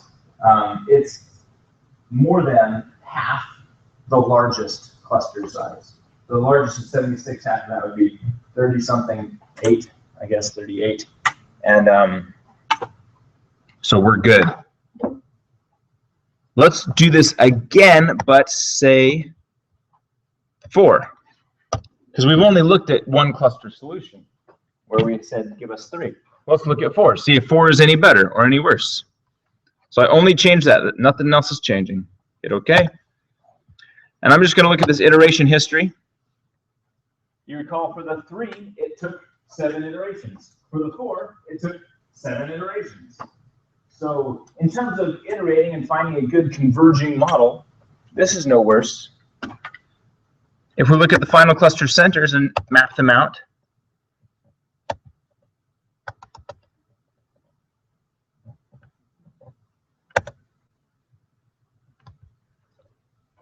things begin to get a little tricky. it's easy when you have 2. 2 is high and low. 3 is easy, high, medium, low. 4 gets a little trickier. Is there a significant difference between calories in cluster 3 and calories in cluster 4? No. That's identical, almost identical. What about sodium in cluster 3 and sodium in cluster 1? Not really. What about this? These are pretty close, but probably different, because we have 190 to work with. Probably different. And the rest are probably different. But we started getting some overlap. If we want to know for sure, we can start here. Are there significant differences? The answer is yes. Overall, there are significant differences across all clusters. That's what the ANOVA is telling us. We have all these p-values that are great. Looking here, we still have great size clusters. We have a cluster of 22, which is too bad. You'd rather have one above 30, ideally. But what if we want to know for sure whether sodium in cluster 1 and sodium in cluster 3 are different? Because according to the ANOVA table, across all clusters, sodium is different. What we could do is rerun this. Let's go k-means analysis and save the cluster membership number. It's going to give us the exact same clusters as we did before. So let's go ahead and save that cluster membership number, continue, run. Don't even worry about re-looking at it. It's identical to what we just made. But what you're going to do this time is you're going to go to Analyze, Compare Means ANOVA. Right here. Compare Means One-Way ANOVA.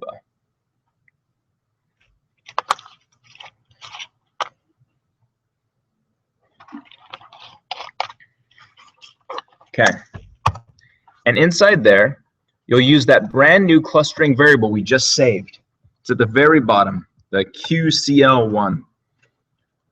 That's the cluster membership number for each sandwich. Stick it in as the factoring variable. And then as the dependence list, stick in the calories, fat, and sodium. that we just used to cluster. The next thing, most necessary step here, go to post hoc and select one of these. Bonferronis and Tukey's are what we usually default to. I like Bonferronis better. I did a test actually with this data.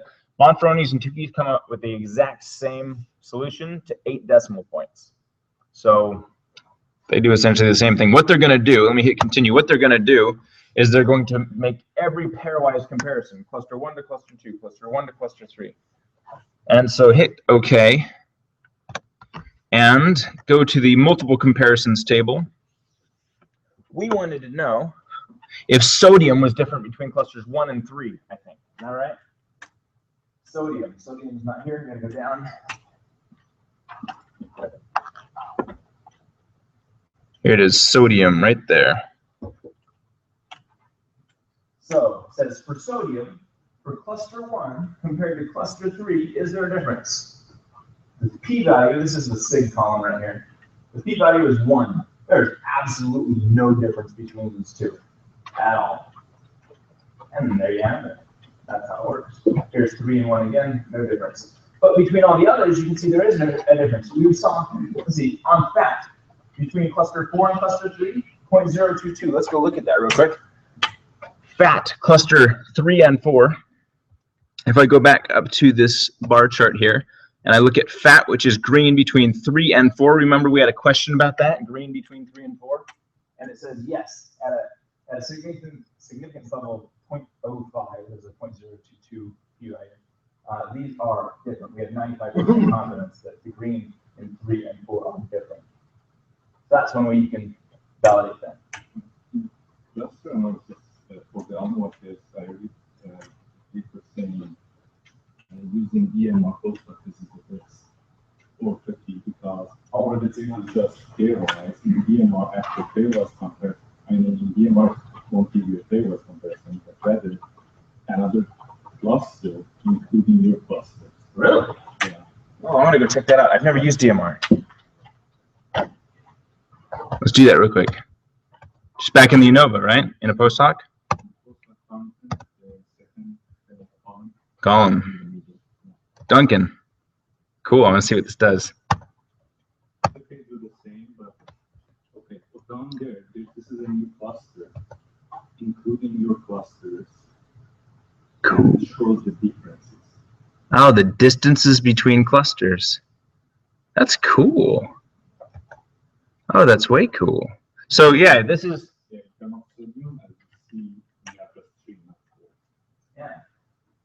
So the distance between cluster 1 and 2 is negative 0.811 on a standardized scale. That's really cool. And then it has a sig for each of these. Huh. So not different, not different, not different. No, it made the group inside that group means not different. Oh, okay. So basically, it clusters your clusters. Oh, that's We'll cool. show which clusters are going together in terms of that value. I'll have to look into that. That's really cool. Thank you.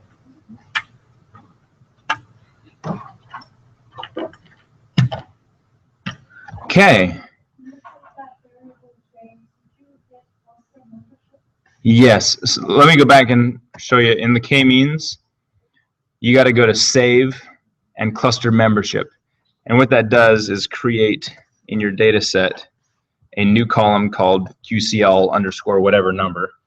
And we happen to have 4 clusters. So we see a 4s, 1s, 2s, 3s, but nothing greater than 4 here.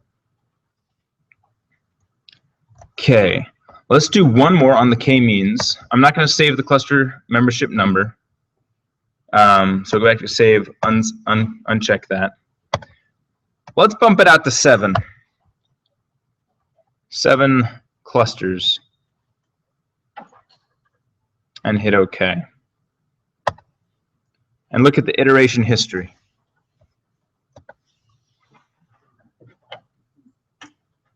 You can see we went all the way to 10 iterations. We went all the way to 10 iterations, and we're still changing here, which is interesting. Oh, I like this example. Cluster 1, we stopped changing in the 7th iteration. No change, no change. But then since there were changes over here in the 9th iteration, these changes then resulted in a new change in cluster 1. Hence the instability of clustering. Anyway, there are still changes. I'm going to push this all the way out to, let's go run this again. On iterate, I'm going to bump this out to 25 iterations, continue, and just find out where it stops. This one happened to stop at the 11th iteration. So we just needed one more try. So don't be afraid to increase that iteration limit. Okay, well that's k-means. In k-means, how do you validate how many clusters you should extract? We saw that with plotting the final means, or centers is what it's called. Plotting these final centers down here. Looking at the ANOVA table to see if there are significant differences.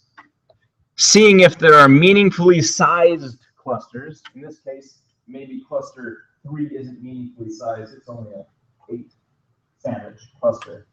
And then also you could do a post hoc Tukey's or Bonferroni's or Duncan's to look to see if there are significant differences on every clustering variable across every cluster.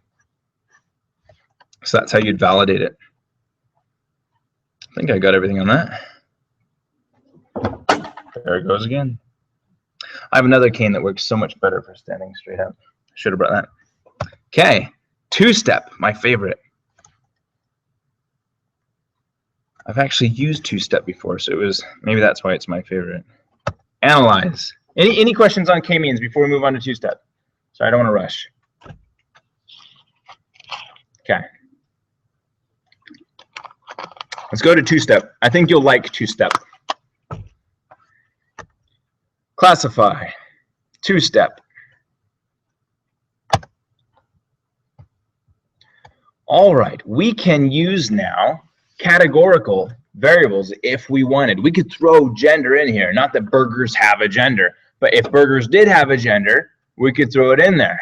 I bet the son of Baconator actually is male. I'm pretty sure. Here we go. Let's see. So let's throw in our original 3 variables, calories, total fat, and sodium. They go into the continuous area, obviously, not the categorical area. They go into continuous. We don't have to throw in the standardized variables because two-step will standardize for you. Pull this up a little bit. There we go. And go into options. And here you can see what it assumes is already standardized and what needs to be standardized. And you can switch these around if it guessed incorrectly, but it's going to guess what still needs to be standardized for you. Hit continue. In output, pull that over. Okay. Output. Maybe I should do this a few times. We're going to start with pivot tables turned off. You want these charts and tables in model viewer, and we're going to throw in an evaluation field. I want to know a couple things. For example, I want to know how much protein, how much fiber, and which restaurant these sandwiches belong to. I don't want to cluster based on these 3 things. I don't want clusters to be decided based on these. What I want to do is say, okay, here are my clusters. Now, what is the average value for each of these? And in this case, it would be the mode for restaurant, not the mean, obviously.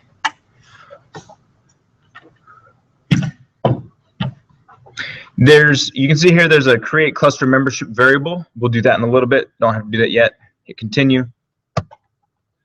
Let me push this up a little bit. It's easier to see.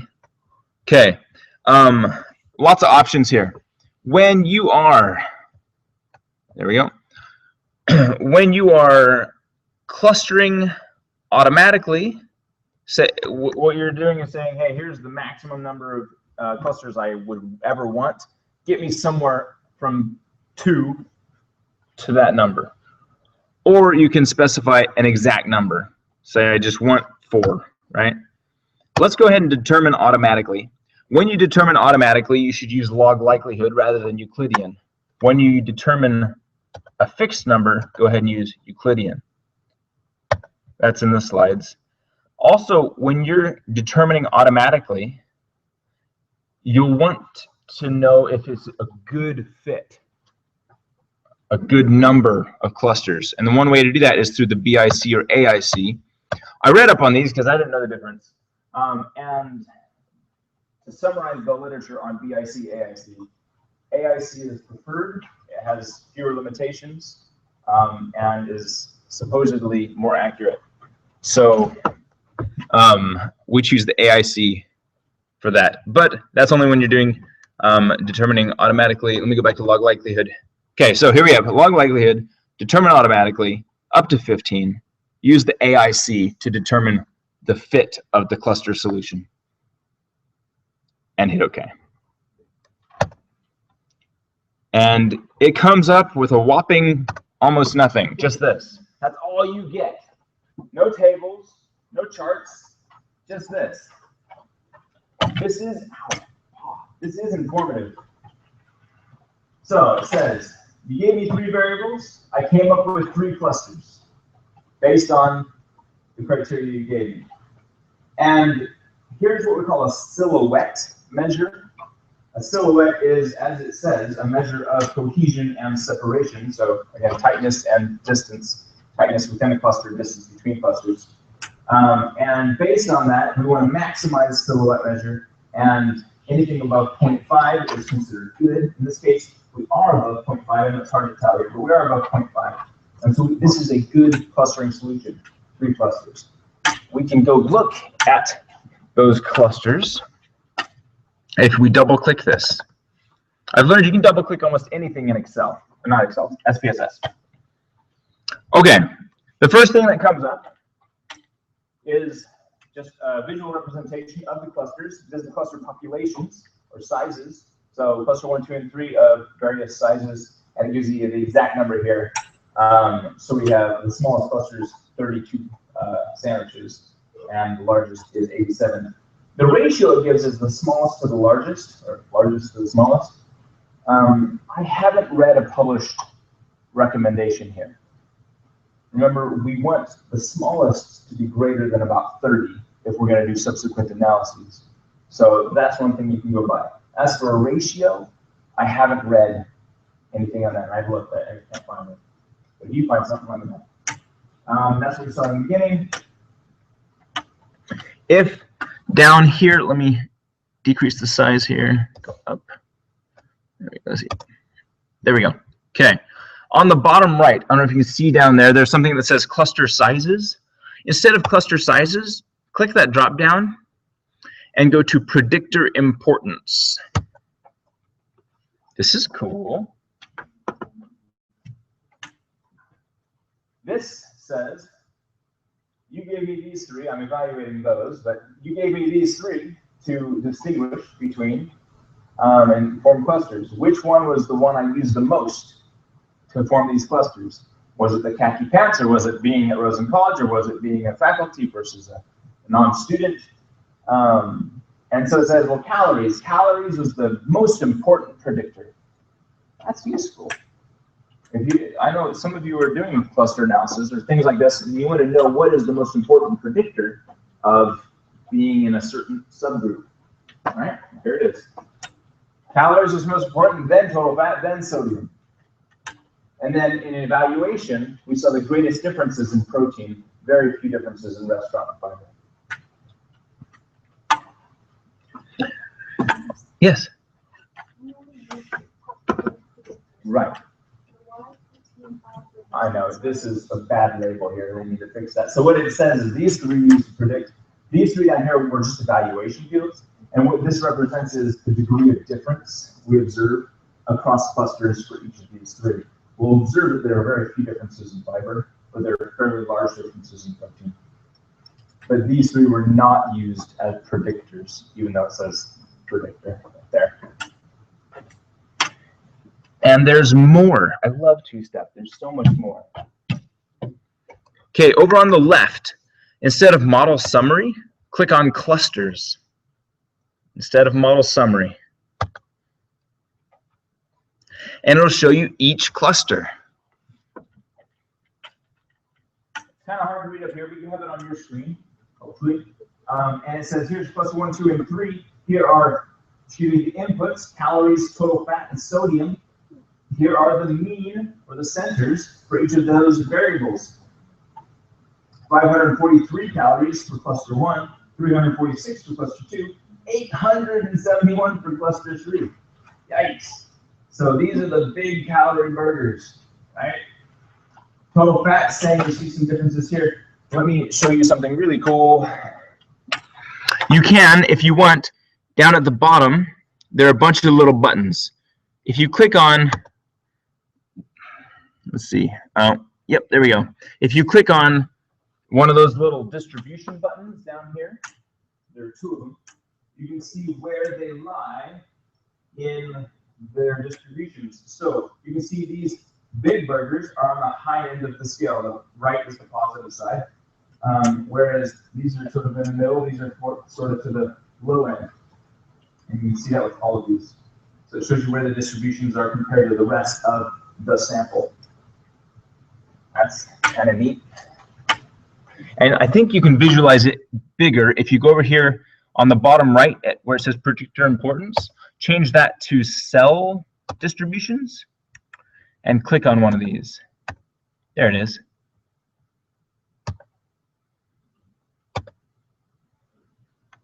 So the whole distribution is shown faded. This is calories, right? Where am I? Yeah, calories. And this is showing cluster 3 in terms of calories. Here's where they're distributed. They own the right side of the distribution. Here's the rest of it right here. And I bet that's cluster 1, or 2 right there. Let's go check. If I click back here, here's cluster 1, yep. And here's cluster 2. So that's where they live. They're owning that distribution. But wait, there's more. Okay, I'm going to go ahead and name these clusters because I think they have clear names. Cluster 1 is sort of our medium burgers. Let me double click the, is it going to let me? Come on. It should. Can I start typing? It's supposed to let me. It used to let you name them. They might have changed that in this version. Does yours? Oh, the label box. Thank you. Cluster 1. I'm going to name that medium. Medium. Cluster 2. I'm going to name small. Cluster 3. I'm going to name large.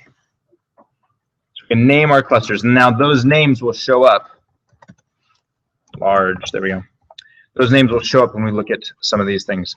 So I currently have cluster 1, medium, selected. On the bottom right, I have cluster comparison selected, and so I end up with this. What this is another way to view it. So you've seen box plots before. Inside the box, we have one distribution from the one standard deviation from the mean. And then we have tails typically. So for the medium group, they fall pretty close to the median of the mean of calories, total fat, and sodium. But if we look at the large cluster here, you can see where they lie. They lie way out here, far away from the mean. Pretty cool visualization tools. And there's more. Okay, if you go to display, down on bottom left here, display, click on that. You can click on evaluation fields. Remember, we had 3 other variables we used. So click on evaluation fields, and it'll show those 3 evaluation fields. Hit OK. Again, that was down in the display area, this little display button. And now we get this. Let me scroll down just a little bit. So this is the large cluster. Right, so it is kind of low for some to see. We know that they had higher calories, total fat, and sodium. They also had higher protein. Why? Well, there's more meat. more protein, obviously. But not a significantly different, probably, not significantly different amount of fiber. And then which restaurant are they most often from? Sonic. Watch out for Sonic burgers. They will kill you. I was looking at the sodium. So I have to eat a lot of sodium for my neurological disorder. I have to increase my blood pressure. So I eat a lot of sodium. And so I'm always looking at the sodium of stuff. I eat a lot of Cheez-Its because I'm a Cheez-It addict. That's hard to say, Cheez-It addict. They have 10% of my daily value of sodium when I eat a whole serving. A burger from Sonic has, it's 10 times the amount of sodium as a serving of Cheez-Its. It has my full 100% daily recommended value of sodium in one burger. So, watch out. There's real data. Okay. So, let's go look at the small burgers. Where are they from? Who'd have guessed? Yep, McDonald's gyps you on the meat. It's true. And you see, so they have less calories, less fat, less sodium, less protein, less fiber. So they're the healthy choice, right? They're just a skimpy choice.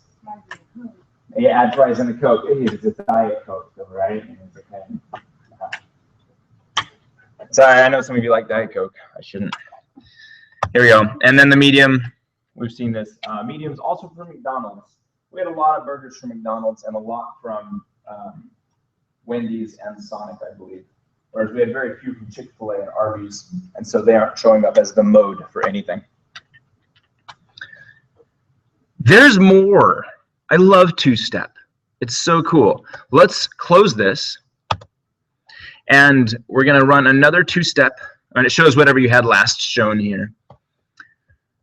We're going to run another two-step. Yeah. Yes. All the evaluation field in that area. Sometimes one of those variables we use in the evaluation is better to use as a criterion variable. That is a good indicator, yeah. So kind of a diagnostic tool. Because that's a good idea. Go over your evaluation, may go over your criterion variable. Yeah, that's a really good thought. For any who didn't follow, you saw the predictor importance graph, and it showed the 3 evaluation fields. Well, what if one of those evaluation fields was a better predictor than one of the criterion, the classifying variables? Well, that's a good indicator. We might want to push that up to be a classifying variable. Good thought. In this case, none of them were. We're going to go run a 2-step cluster analysis again. Same thing.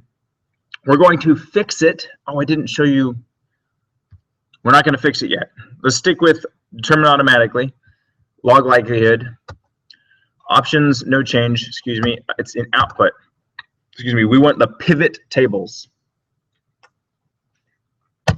Pivot tables in output. And continue. Again, that was in the output button here. Click on output button, check pivot tables. Continue. And then just run it like before, log likelihood, determine automatically up to 15, and use the AIC.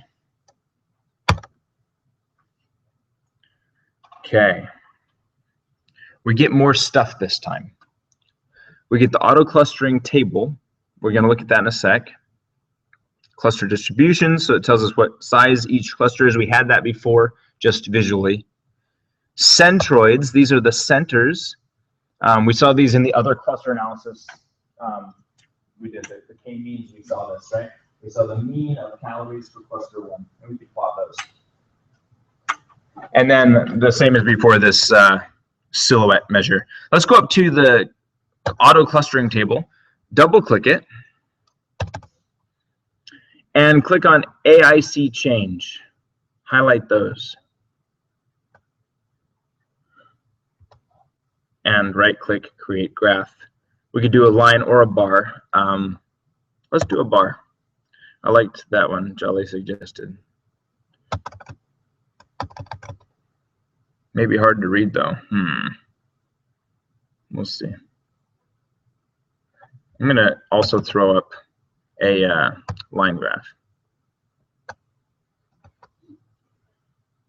Oh, here's my problem. I'm sorry, don't do it on AIC change. Do it on the AIC itself.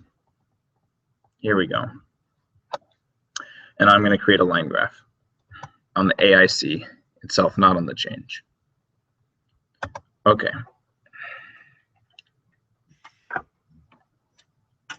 This looks a lot like a scree plot. What we're trying to do in AIC, AIC is a measure of fit. As we minimize the AIC, we are representing a greater fit of clusters, meaning more heterogeneity between and more convergence within clusters. And so here are the number of clusters, 1, 2, 3, 4. You can see there's a huge drop in AIC, meaning we're getting a better solution. When we go from 1 cluster to 2 cluster, far better to have 2 clusters. We want to see this drop. 3 clusters is even better. 4 clusters is even better, but not a ton better. And then there's sort of middling change.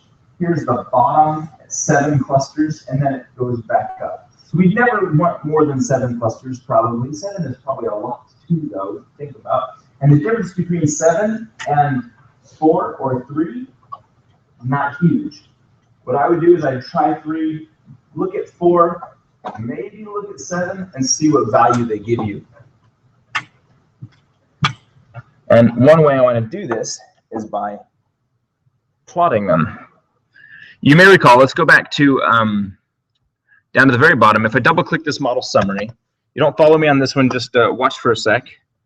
If I go to predictor importance, and we can recall calories and total fat, those are the 2 biggest predictors. What I want to do now is I'm going to go through calories and fat on an XY axis, and then plot my clusters there. Where does everybody lie on a 2-dimensional axis? So let's do that. What I have to do first is rerun the 2-step cluster analysis. Go ahead and follow along for this one. Rerun the cluster analysis. In output, make sure to create cluster membership variable. That one right there. You could also export it if you really wanted to, but we're going to do this right in the data set we're using. Hit continue and continue, or OK. It created that cluster membership number for us. Go to graphs, chart builder. Chart builder, I hated this when they got rid of the dialogue charts that were so easy, so intuitive. Then they threw in chart builder, which is just so not intuitive for people like me, I guess. Maybe it's intuitive for other people. Here's chart builder. I finally figured it out, so I really appreciate you guys bringing me out here because it forced me to figure out chart builder and learn cluster analysis. The chart we want is a scatter dot down on the bottom left. Scatter dot, and we want the colored one because we're going to have multiple groups. So you can either double click it or drag it out here. Okay, now what do we want to set the different colors as? We want them as the cluster numbers. So that's the 2-step cluster, TSC, 2-step cluster number down at the very bottom. Drag that over to set color. What do we want on the y-axis? We would like the standardized calories. And on the x-axis, was it sodium or fat? I think it was sodium, right? Or was it fat? I can't remember. As predictor importance. You even remember? I can go back and find it. With hiding. Bother. Over here. Okay, scroll down, double click. Predictor importance. It's fat, actually, calories and fat. Okay. So on the x-axis, we want fat. Oh, that's total fat. Oops, did I do calories from fat? I'm sorry, I put the wrong ones in here. Here it is, calories, Z calories on Y, Z total fat on X, and hit OK. And this comes up with something like this, kind of hard to read. Let me double click it. Remember, you can double click pretty much anything in SPSS output. and fiddle with it. First off, yellow is almost impossible to see, so single click on the yellow circle here by the 2 and change its color to red. There, that's better. That's way easier. Now you can see the clusters. I'm going to copy this. Copy chart. Oh yeah, you can force the background to be white. Double click on it. Here's the properties. Oh, here we go. Fill, no fill, or white. Apply. Hey, that's better. I like that. Now let's copy it. Copy chart. Stick it over in PowerPoint. Here it is.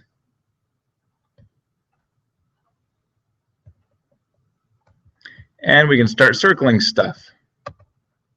You can see purple is really just right here.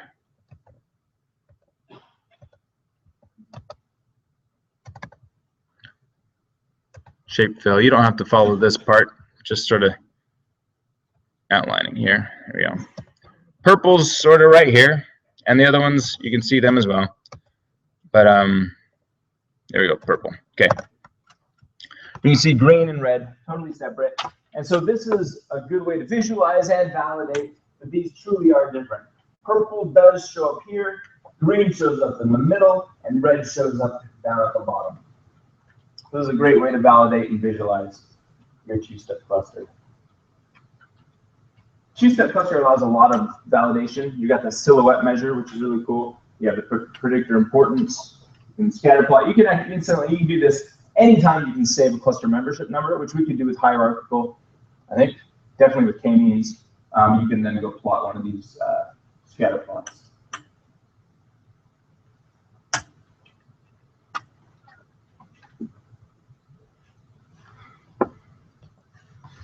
Let's go back, close this.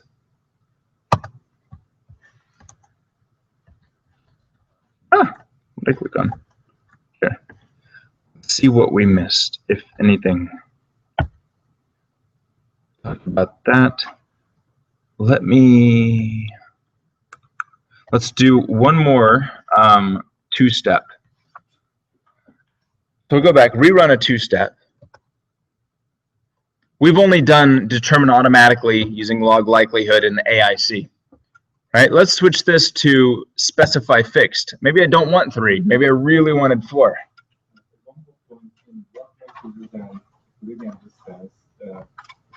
We have categorical values. I think multicollinearity is the preferred. Is it? If we have noise in the data, usually collision can't eliminate that noise. That's good to know. So for anyone who didn't hear, if you're using categorical variables, use Euclidean. No, log likelihood. If you're using categorical variables, use log likelihood. If you're determining automatically, use log likelihood. If you have a lot of noise, use log likelihood. If you're determining a certain number, you're specifying, use Euclidean. Okay. So you may recall from our output here, let me go up. We plotted up here. Here it is. We plotted the AIC. And we determined that 3 was a great solution, right? But 4 might be good too, and 7 might be good too. So let's go try 4 and 7.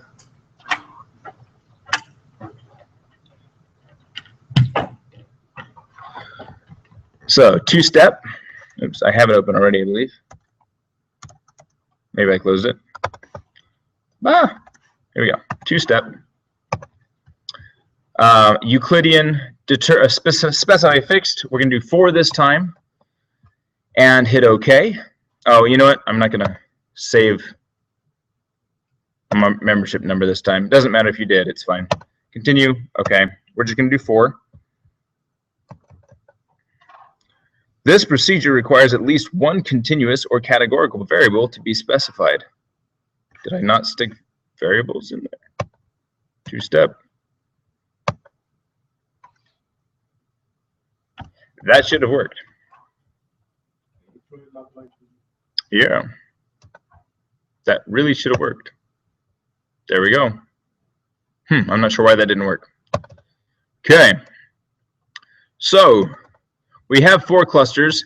If we go to, if we go to the silhouette measure, you may recall from the 3 cluster solution, we had a silhouette above 0.5, which is what we're looking for. In this case, the silhouette is just barely, it's like 1 pixel on this screen.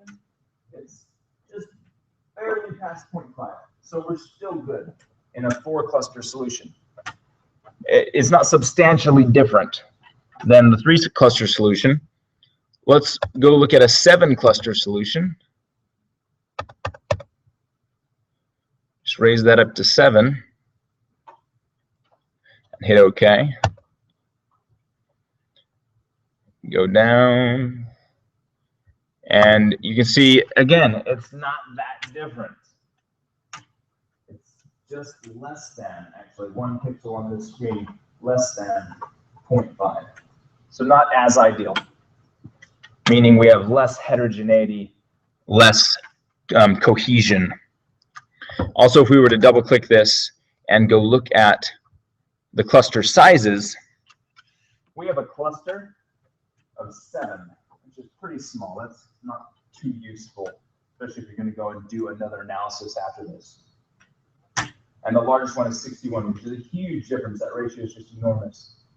So maybe 7 isn't the best way to go. Or maybe we just don't have enough data, and these clusters, these little ones here, are just underrepresented. Maybe if we collected a little bit more data, for example, on Carl's Jr. and Jack in the Box, we'd have those clusters filled out a little bit more. Okay. One more thing. Ow. Excuse me. That was painful. All right. One more thing.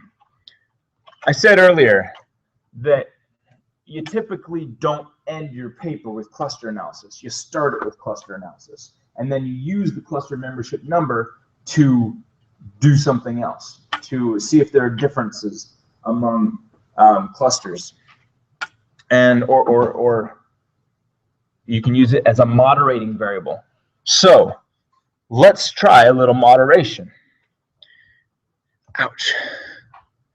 What we can do, let's go to Data, Split File, Compare Groups on the TSC, the 2-step cluster, 3-cluster solution. So we're going to compare groups on that and hit OK. And then we'll go run a regression. I'm not sure how meaningful these regressions are going to be, since it's just burger nutrition facts, but we'll run it. Let's see, regression, where'd you go? Regression, linear regression.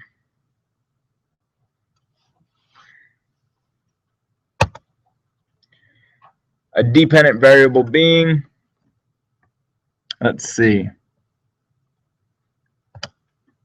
calories, and independent variables being whatever we want here. Let's do fiber, sugar, and protein. Maybe this is a terrible theoretical model, but you get the idea. We can have independent variables, dependent variables. We can run a regression, and we can look at it based on cluster membership number. You can also use it as a multi-group moderator in Amos if you wanted. And just hit OK. And what this will do is it'll say, for each group, so this is cluster 1, cluster 2, and cluster 3, and these 3 predictors, protein, sugar, and fiber, predict calories very well. Look at the R squared. Yeah, for cluster 1, it's great. For cluster 3, these are great predictors. That's 66% in the R squared. That's fabulous. Okay, in the ANOVA, are they significantly different between clusters? Yes, we've seen that before. Go to have a coefficients table. Here we go. And we see which ones are great predictors. So for cluster 1, fiber is a terrible predictor of calories. But for cluster 2 and cluster 3, it is significant at the 90% confidence level, that's 0.078, and at the 99% confidence level for cluster 3, and so on and so on. Interestingly, sugar is a terrible predictor of calories for cluster 3, but a good predictor for cluster 1. So you can moderate your regressions. You could, again, take this into AMOS, pretend it's like that gender variable we used, use it as a multi-group moderator there, and then that would add more meaning and validation into the clusters you came up with if you're going to write a paper on it. And that's two-step. Let's go to the slides, make sure I didn't forget anything on these. Okay, let's see. We talked about that. Oh, that was it. Yeah. Cool. And then we have multiple discriminant analysis. It is currently 11:45. I think what we might do, I will help a few people for the next 15 or so minutes before lunch, and then after lunch we'll do multiple discriminant analysis. Unless you're, I guess, no. This is the last thing we need to cover. I could cover it now, and then those who don't need any assistance could just go when they're done with lunch. That would be better, huh? Yeah. Let's do that. Let's do that. All right, so we might be a wee bit late to lunch. I hope that's okay. Okay, multiple discriminant analysis. Now, we clumped this with cluster analysis. It has some similarities. It's not the exact same. And if anyone's done a MANOVA, this is just the opposite of a MANOVA. So in a MANOVA, you want metric dependent variables and categorical or nominal independent variables. Whereas in a multiple discriminant analysis, MDA, you want a dependent variable that is categorical, but the IVs are metric. What we're doing in an MDA is trying to get a predictive model. Somebody came to me, I can't remember who came to me and said they had this problem. They have students who are leaving or something like that. And so we have a group of students who stay and a group of students that leave. And we have characteristics, we have a bunch of variables on these students. And so could we, using that data, create a predictive model that predicts whether a student is going to leave or to stay? Yes, we can, and we can do it with this. And we say how accurate we're going to be in our predictions. How good of a model is this? How consistently do we predict it? Do we predict it 80% of the time or 90% of the time? And which variables, I think this one does, which variables are the best predictors. I think it does this one, I can't remember. But essentially, we're able to predict group membership. That's what we're doing, which is really cool, really powerful. Yes. In data mining, I don't know if any of you are data miners or business intelligence analysts. One thing we typically do is classify users, customers, as high value or not high value customers, repeat buyers or not repeat buyers, or in banking, what we do is high risk loan versus low risk. Whoa, that's hard. Low risk loan. That's really hard to say. And we do it based on several variables. Like for the loans, you look at their credit score, you look at their purchase history, their moving history, and the number of people they have in their family, their education, all sorts of stuff. And then you can classify if they're going to be a high risk or a low risk. And by the way, they will do that. You don't know what's going on in the background, but they're running those models on you. They do this at car companies too. Well, some car companies, other car companies just give you whatever loan you want. We approve anyone. Bad credit, okay. What it boils down to, we'll get to. Let's go ahead and do it. Okay, let's go to the burgers will work. Let's do it with burgers. We're gonna see if we can predict which restaurant a burger belongs to. Yeah. We say, we know how many calories you have, how much fat you have, how much sodium you have. I bet you're a Sonic burger. I bet you're a McDonald's burger. Yeah? Same with customers. You have low credit, you have high credit. I know which kind of risk you're going to be. Same idea, but we have burgers. We're we're saying how consistently do those with high sodium end up being a Sonic burger? How consistently do they end up being a McDonald's burger? Okay. Using these percentages, how accurately can you predict which burger it is, not knowing its restaurant, just based on how much sodium it has, or whatever variables we're using. So, analyze, classify, discriminant,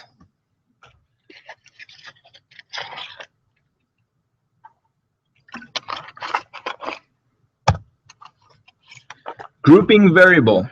To teach you something new. Grouping variable, notice, so our grouping variable in this case, the groups we want are the restaurants. That's what we want to group into. Restaurant doesn't show up. Where'd it go?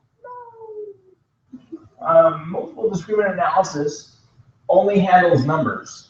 So what you need to do is recode your restaurants into numbers. There's a cool, fast way to do this I learned.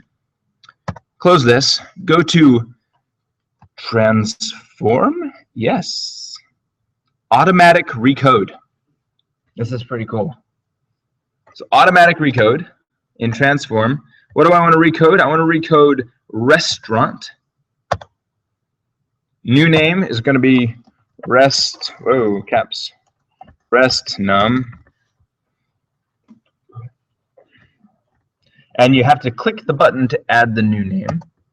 And now you'll see it up here, restaurant goes to rest num. And we don't need to use anything else. Just hit OK. What this is going to do, you'll look at the output here. It says, okay, we recoded, and we just guessed, but we think this is a good way to do it. Arby's equals 1, Burger King equals 2, Chick-fil-A equals 3. We have 7 restaurants. It automatically put new numbers in for those. So our new variable looks like that. Here it is, our rest num. All of these are Arby's. Number 2, all of these are Burger King, etc. Yes.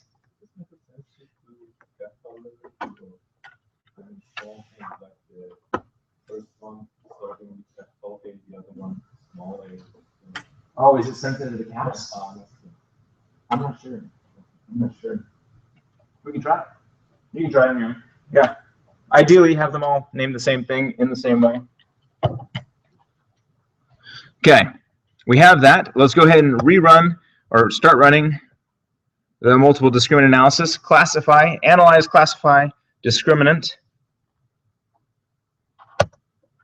Grouping variable, you'll see it at the very bottom. There it is, rest num. And it wants us to define a range that we want to classify into. We can classify into all of them if we want, 1 to 7. There were 7 of them. Or we can just do the first 3 or the last 3. To keep things simple, let's define the range as just the first 3. That'll make things a little bit easy. 1 is the minimum, 3 is the maximum. Again, you could go up to 7 if you really wanted to, because there are 7 restaurants. So the first 3 were Arby's, Burger King, and Chick-fil-A. Okay, continue. And what do we want to predict based upon? Let's pick just our popular 3 up here, calories, total fat, and sodium. I'm using the standardized. I don't think that's required.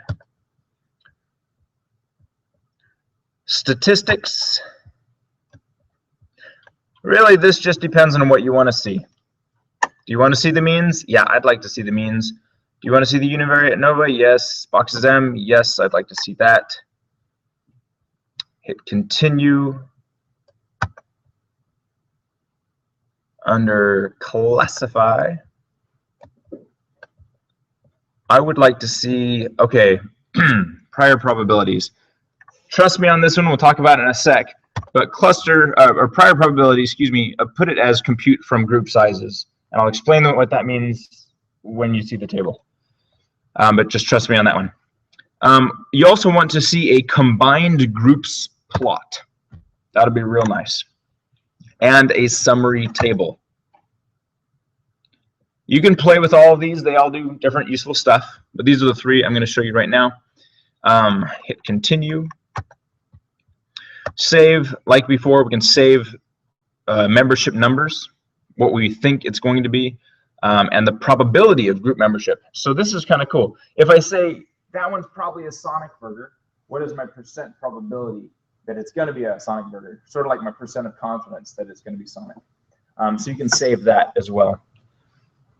I'm going to cancel for now. I'm not going to bootstrap for now. And there is another, there are a couple more selections here. One is to enter all of these variables at the same time.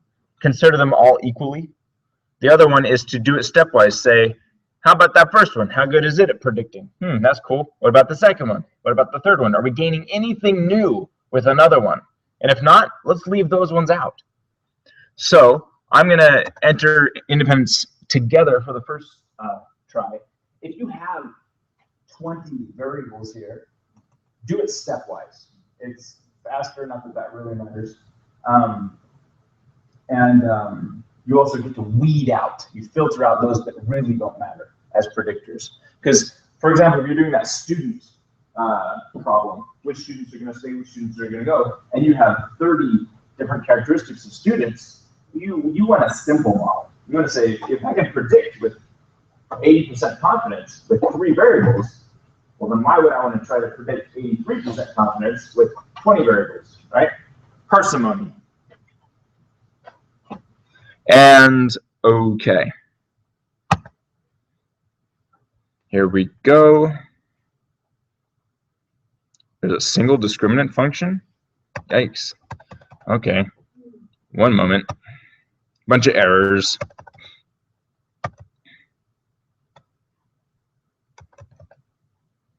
Okay. Oh, that's why. Okay.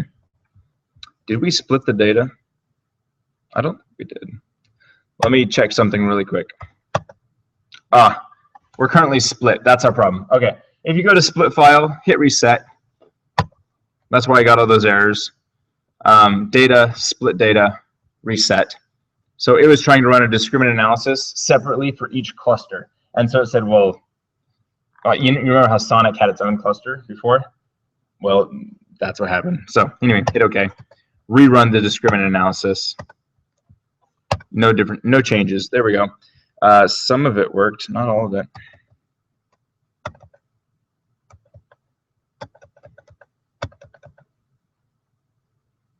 Okay. Well, this is surprising. I'm not sure what we're going to do here, but what this says, I'm not sure I believe it. What it says is that there's absolutely no difference between calories, total fat, and sodium, but maybe it's because it only came up with one solution. That's why. Instead of using the Yeah, let's use the real. Let's do that. Go back to discriminant analysis, take out the z's, put in the originals.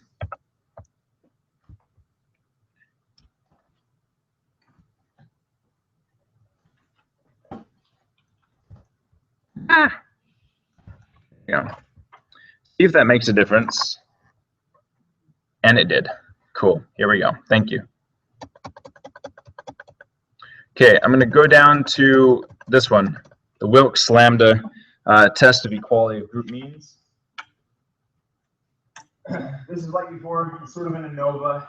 Are they significantly different or equal at this point? We want to see significant differences here, because that will tell us they're good predictors. So is calorie a good predictor? Sorta. That's at the 90% confidence level. Total fat's a pretty good predictor. Sodium is not a very good predictor of group membership for these first 3 restaurants. Going down, the boxes M. There we go. Boxes M is an assumption test of multivariate normality. We want a non-significant value here, and that indicates that we have met assumptions for multivariate normality. So boxes M is a validation measure. Let's jump down.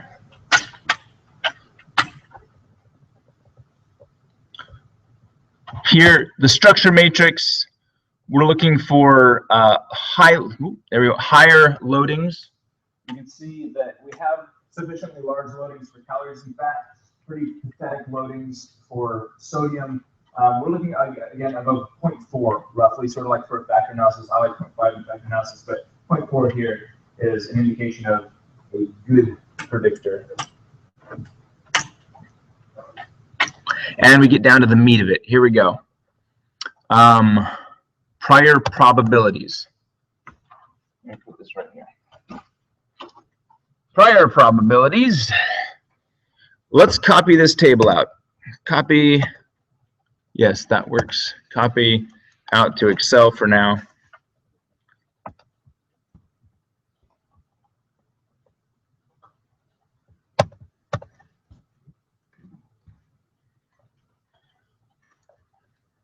Excel would be a better idea. I'm going to go to Excel. Here we go. Okay. Copy that out to Excel. And we're going to explain what those mean in just a sec. So that was the prior probabilities for groups. I'll explain that in just a sec. Here's this graph. I'm going to get to that in just a sec. We're actually going to go right past it. Go to the classification results. Copy this also out to Excel. Copy to Excel here. I haven't made any tools for this, but we can learn from it. Okay, first thing. Here in this predicted group membership table. This is sort of the crux of the analysis. If you look here at this percent area and look at the diagonal, you'll see the percent probability of the percent of correctly allocated burgers or sandwiches to the restaurant they really belong to. So 79% of the time, using those three variables we used, sodium, calories, and total fat, it was able to correctly, 79% of the time, stick the sandwich where it really belonged, just based on those variables. And 78% of the time, it was able to cluster them into Burger King correctly, not cluster, allocate them into Burger King correctly. It was never able to predict which one went to Chick-fil-A. I think 3 was Chick-fil-A. So these three variables are fabulous predictors of whether you're a Arby's sandwich or a Burger King burger. They're terrible predictors of whether you're a Chick-fil-A sandwich. And these, again, are the percentage of the time they were able to accurately allocate those sandwiches, predict which restaurant they were from. And now, is that good enough? There's a measure for good enough. Is 79% good enough? I'd say, yeah, that's pretty good. But just to be sure, it's different from random. What we do is we look at the prior probabilities table that we copied out of here. And you look at this prior column here. If we were to throw at random burgers or sandwiches into restaurants, based on the number of sandwiches we have represented from each restaurant, so we had something like 29 from Arby's, 32 from Burger King, and 10 from Chick-fil-A, something like that. The likelihood that at random it would have been allocated to Arby's is about 41%, 40.8% at random, 45% at random to Burger King, 14% to Chick-fil-A. So the literature says if you can predict 25% better than at random, you have a good predictive model. Obviously, we're 25% better for these first two. We would just say equals this times 1.25, and this gives us the percent we need to exceed. So for number 1, down here, this value right here, 79.3, has got to be greater than 51. 25% better than at random. And we are way above that. Obviously, the 0 fails. But notice, even at random, let me just drag this down. We would only have to have a model that could predict Chick-fil-A membership correctly 17.6% of the time. And we would have a good predictive model according to the literature. Because that is 25% better than at random. Cool. Yeah. That's what it really boils down to. Let me show you one more thing. And then I think we'll be pretty good.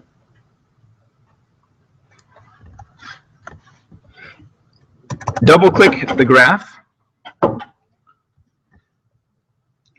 There's a really nice tool. This is really all bunched up in one place, right? So there's a really cool tool. Is it this one? Yeah, rescale charts right next to the XY. If I click that, I can rescale this chart to just show this.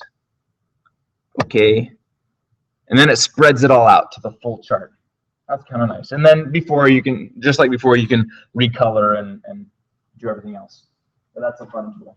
Anyway, and then what I would do is show where are the, let's get rid of ungrouped. Remember, we didn't group all burgers. We only looked at the first 3 restaurants. So I'm going to click on ungrouped and make it invisible. There we go. That's better. Okay, now I'm going to resize again.